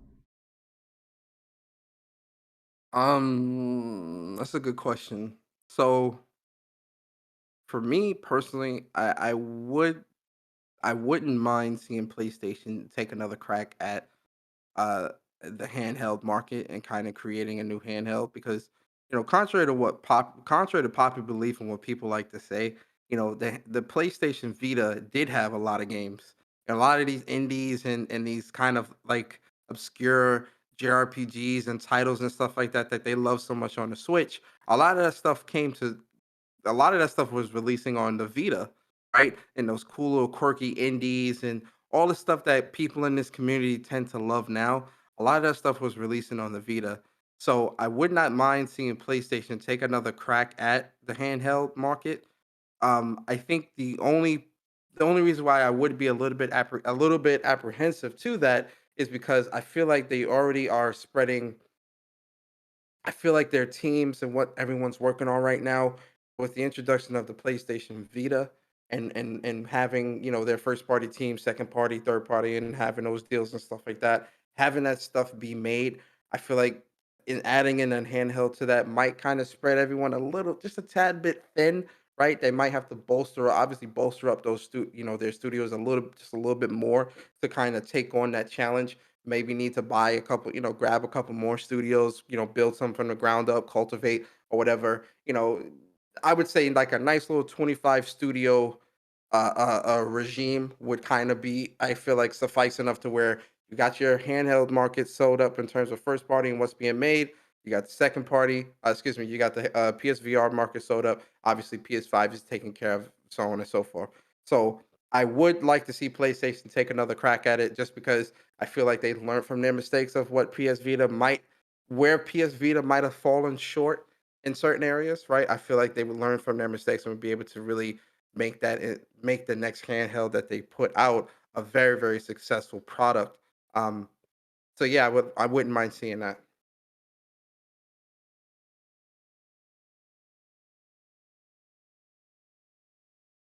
Bari, you there? Hello? You muted? I think Bari muted. Oh, my bad. I was muted. Yeah, I agree. I agree with you 100%, man. I feel that PlayStation should take another crack at the handheld market, where you have something, at the traditional, set-top box type thing. Not set-top box. What would you call a console? Like a home console. Then you have like the VR, like the peripheral, and then you have the handheld space. Because what would be cool and what PlayStation has been doing is like remote play, and you can push PS Now with that stuff, especially with the handheld and all that stuff. I don't feel like right now a handheld is as viable as a home console as well, in today's day and age. And they were 1-for-1 when it comes to the handheld. Yeah, I think when it comes to the PS Vita, they sold a lot of games, there's not a lot of units. But with the PSP, they sold a lot of units, but not a lot of games. So now you learn from those lessons, like you said before, and combine the two, where you can sell a lot of units and a lot of games. You know what I mean? Don't have no memory card like you had with the Vita, but don't make your console as that's not easy to do, but don't make your console as hackable as the PSP. I know that's not an easy feat, but I do think that's pretty tough to do. What happened? I said, yeah, that's pretty tough to do. Yeah, that's pretty. When I was saying that, I was like, damn, that's gonna be hard. But you know, they can try their best to not do it, not let it happen. Well, nah, I think PlayStation in the handheld space, they did pretty good. You know what I mean? Like they had a lot of lot of great games too. Yeah, man. that's what I'm saying. Like I would love to there. see that continue. Where the PlayStation 5, the whatever handheld they come out, they go hand in hand, no different than like the PS4 and like the Vita. I think it's really, really cool if you have everything in unison. The only thing is, I wouldn't want them to, like I was saying, I wouldn't want them to strain their devs, right? Like I really, because again, focusing on PS5 and Vita is already a monumental feat to keep the content fresh and keep it coming regularly. Pause. So I would definitely want them to, because right now they're sitting at what 17, 18 studios. I would want them to kind of bolster up to maybe 25 ish, 24, 25, just so that you can dedicate people to certain things. Like, yo, you're the VR market, you're our PS5 market, you're our handheld market. And kind of like have, and there could be some cross developmental going on. Like they're not going to be siloed, obviously, but have certain people dedicated to it so that all three markets are covered in terms of content coming out, and great content that's well polished, has that kind of PlayStation moniker of quality and all that different stuff. It's a lot of that. I would want to make sure that stuff is most definitely there. So bolster up to 20, 25 might be a bit much, but I feel like 25 is just a nice round number to where it's like, yo, what are you at right now? Like 17, 19? 17. I think 17 or 18. Yeah. I feel like 25 wouldn't be too hard. Yo, so I know a lot of people in the chat was like, no, they don't want PlayStation to do like another handheld. But let me ask you guys this: would you rather? And then we'll leave with that. Would you rather PlayStation continue to put their games on like PC, or build a handheld and put their games on a handheld, a version of the You're asking the good questions. Yes. Which one would you rather PlayStation do? I mean, you already know my answer. Or go into the handheld route? You already have my answer. I'm you know me, I'm saying. Yeah, I was gonna say, man, handheld, man. PC don't deserve nothing from PlayStation, personally speaking. Yeah, it's a weird question. I'm not negating that, but you know what I mean. It's just like they are spending money to put their games on PC. Paying out third party developers or outsourced developers to port the games on PC or whatnot. Or you know what I mean? Would you put the money into investing in a handheld and creating games for handheld as well? So you have like a Horizon handheld version, or whatever. I don't know. Yeah, it's a weird question, but we'll see. I agree, man. I do. Yeah, you said what you just said sounded good for PlayStation. Yo, Tony, what's good, man? What's good, guys, man? We see you guys in the chat. If you guys made it this far, it's official, guys. You got the platinum trophy. Hey, you know what I mean? You might have 2 platinum trophies right there. You know what I mean? That's I'm gonna be honest with you, Persona. I didn't like the platinum trophy sound at first for the PlayStation 5. It grew on me. I didn't like it either. It grew on me. I wish it was louder, but it grew on me. Yeah, man, PlayStation 4, that shit sound like a doorbell ringing. Like, yo, PlayStation 4, you got a trophy. That's just bling. Yeah, this one is loud. This one is a little bit more. It's a little subtle. You get the platinum, it's that's like, nah, bro. I want that shit like, I want that shit to be loud, man. Yep, like, yo, you got it. You know what I mean? But yo, guys, that is episode 66. We appreciate you guys coming through for the first episode of 2022. Yo, Aaron, what's up, man? Aaron, all the way from Sweden in the building. What is up, man? We appreciate you guys coming through, man. Saying what's up with us. during, what's up PlayStation. Yo, that might be a little tagline. Might have to refine that little tagline right there. You know what I mean? Saying what's up with us. Yeah. We might come back to the drawing board on that one. You got the coffers. You got the coffers out the window, huh? Yeah. They just drove by. Yo, bruh, I could not do a stream. I could, just play a PlayStation game or a Nintendo game or whatnot. Nothing. As soon as you boot up, Yo, they know, man. The coppers know, man. They know, like, we're gonna mess up their stream. Yo, man. they know when you live, noise. yo. But here you go. Here you guys go. Once again, man, another platinum trophy. But did we get all the super chats? I think we did, right? Yeah, we did. All right, yo, Persona, man, hit us with the outro. Let the people know what you're doing throughout the week or what you got coming up. Let the people know where they can find you. And yo, it feels good, man. We're back here, 2022, with What's Up PlayStation Podcast, man. And yo, 2022, guys. Persona, hit us with your outro, man. Hey, man, listen. First off, if you guys missed the announcement at the beginning of the show, we're gonna have Colin Moriarty, legend out here in these streets. We about to have Colin Moriarty on the show in February, right? February 19th, Horizon weekend. Colin Moriarty is gonna be on the show. Do not miss that. That's gonna be a really, really good show.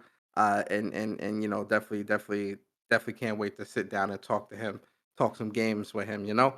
For me personally, man, I'm gaming with Persona. It was real good. It feels real good to be back, man, Bari. I gotta be honest. Feels good to be back, man. Feels good to chill with the folks in the chat on this Saturday morning and talk some PlayStation news, talk some games and stuff like that. It's always a good thing. So shout out to you, shout out to the chat. So for me personally, I think I'm gonna stream some Uncharted multiplayer tonight, man. I said I was gonna do it a couple nights. I think the other night I ended up not doing it, but I did play. I think I'm gonna stream tonight because I'm setting up my monitor, 4K monitor today, like right after the show. I am gonna want to test it out. And so play some Uncharted, probably play some COD as well. And yo, listen, Scuff, where's my controller? Y'all ain't update me, bro. And this shit was supposed to ship this week. I was gonna ask you offline or off stream, like, yo, did you get your controller yet? Because my junk's still saying 80%. They said, yo, estimated January 5th shipping. Yep. Mine says 89%, and it's been saying that since before the new year. Scuff, y'all said this was gonna be shipped and delivered January 5th. I want my shipping money back. Hey, yo, facts, bruh. Like, I want that shipping money back. I'm gonna need y'all to like step it up, bruh. What's good? What y'all talking about? Anyway, I'm stuck using this makeshift controller, but I might stream some Uncharted, some COD tonight on the new monitor just to see how it is, and chop it up with you guys. When Persona speaks, will definitely be on Monday, and I'm kind of playing it. Like I said, I'm trying to tackle my backlog as well. I'm kind of like in backlog mode right now, so I'm playing Fist and Lost in Random and Lost Judgment. I'm kind of jumping around a little bit between games to kind of see where I land and kind of like, kind of pulls me. Right now, Lost in Random's got me kind of really into it right now, so I'll definitely play that as well throughout the week. But Fist is definitely at the top of the list. And that's pretty much it for me, man. Lit. Yeah, so for me, pretty much I am going to be started streaming again. I took a break from the streaming and whatnot. So what I really want to do is to get a lot of people hype for Grand Blue Fantasy Relink. So I wanna host like some open lobbies when it comes to Grand Blue Fantasy versus. So just so people can probably learn to play the game or just see what characters they like or whatnot before like Relink come out. So I'm gonna be setting that up soon. COD Sunday is gonna be returning, guys, this Sunday, but it's not gonna be with Vanguard. It's gonna be with Cold War, because I booted up Cold War the other day and dropped a 50 bomb. You serious? Yeah, I was like, yo, I missed this game. Hey, COD Sundays. Hold up. Let me set that up now. Hey, yo, the first game I Sundays, came back of Cold War, 50 bomb. Score streaks going up. You know what I mean? It's a different vibe. I'm not saying Vanguard is bad, but it's a different vibe, man. Cold War, I don't know how people say that game is suck or it's boring. That game is so much fun. Cold War is amazing. The guns feel good. And I'm playing it on this, like, I listen, this is not me just hyping up this monitor. Like, I just see everything much better with this monitor. Yeah, I can't wait to. I'm everything is just so much clearer. Like, I see everybody, bruh. You know what I mean? So, yeah. So look forward to that, guys, on Sundays. But we might be doing a lot of stream on Sunday because I really want to get back into like playing Grand Blue Fantasy Versus. If anybody's interested in that, just let me know. But I'm just gonna have the lobbies up because it's very hard to find people online playing that game right now. It depends on the day that people play that game. You know, we'll definitely see. But I think a lot of people would like it. Hopefully, I saw a lot of people saying that they purchased the game. You know, because it was like on sale or something like that. But we'll definitely see. But yeah, man. Colin Moriarty, guys, he's coming in February. You know, Colin, everybody know Colin for Last Stand Media. He was a part of Beyond PlayStation, podcast back in the day for IGN. So great reviewer. I always had a lot of respect for Colin when it comes to his reviews. You know, he's a very opinionated guy. Don't agree with everything that he says, but he can formulate his opinions very, very well, where you can just listen to his opinion. So, but nah, man, this is the dude that I looked up to, Persona looked up to for years upon years, man. So it's just great for him, to bless us with his presence in What's Up PlayStation podcast, man, because it's a guy we really look up to. So, but when it comes to guests, guys, we're definitely going to be like DMing people or atting people on Twitter. So be on the lookout for that within people within the community as well. So yeah, be on the lookout for that, guys, because we definitely want to hear from other people's perspectives when it comes to PlayStation. So people within the community, look out in your DMs. It might not be next week or next month, but be on the lookout. We're definitely going to try to hit you guys throughout the year. Yeah, throughout the year, for sure. But yeah, that's pretty much it, guys, man. We appreciate you guys coming back to What's Up PlayStation podcast, man. Episode 66 is officially in the books. And thank you. You know what I mean? Thank you, guys. Be on the lookout. We got a lot of updates coming for the channel. So look out for that, guys. And if you guys haven't purchased anything in the merch store, we on the same wavelength, bro. I was just about to say that. Go ahead. Nah, go ahead. You already started. Go. WUPSmerch.com, guys. WUPSmerch.com. And check out our merch, man. We got our Bari versus Persona. Shout out to my man Oblivious. We're hooking us up with that art. We got the official original, What's Up PlayStation podcast, t-shirts up there as well. And more stuff is gonna be coming, man. More stuff is gonna be coming. So yeah, be on the lookout for that stuff, guys, when it comes to the merch. And we give back when it comes to anything that we get for the merch as well. So be on the lookout for those stuff. But yeah, guys, we'll catch you guys next week. Same time, same place, same two people. I am Jay Bari, Gaming with Persona. And we gone. Enjoy the rest of y'all Saturday, man. All weekend.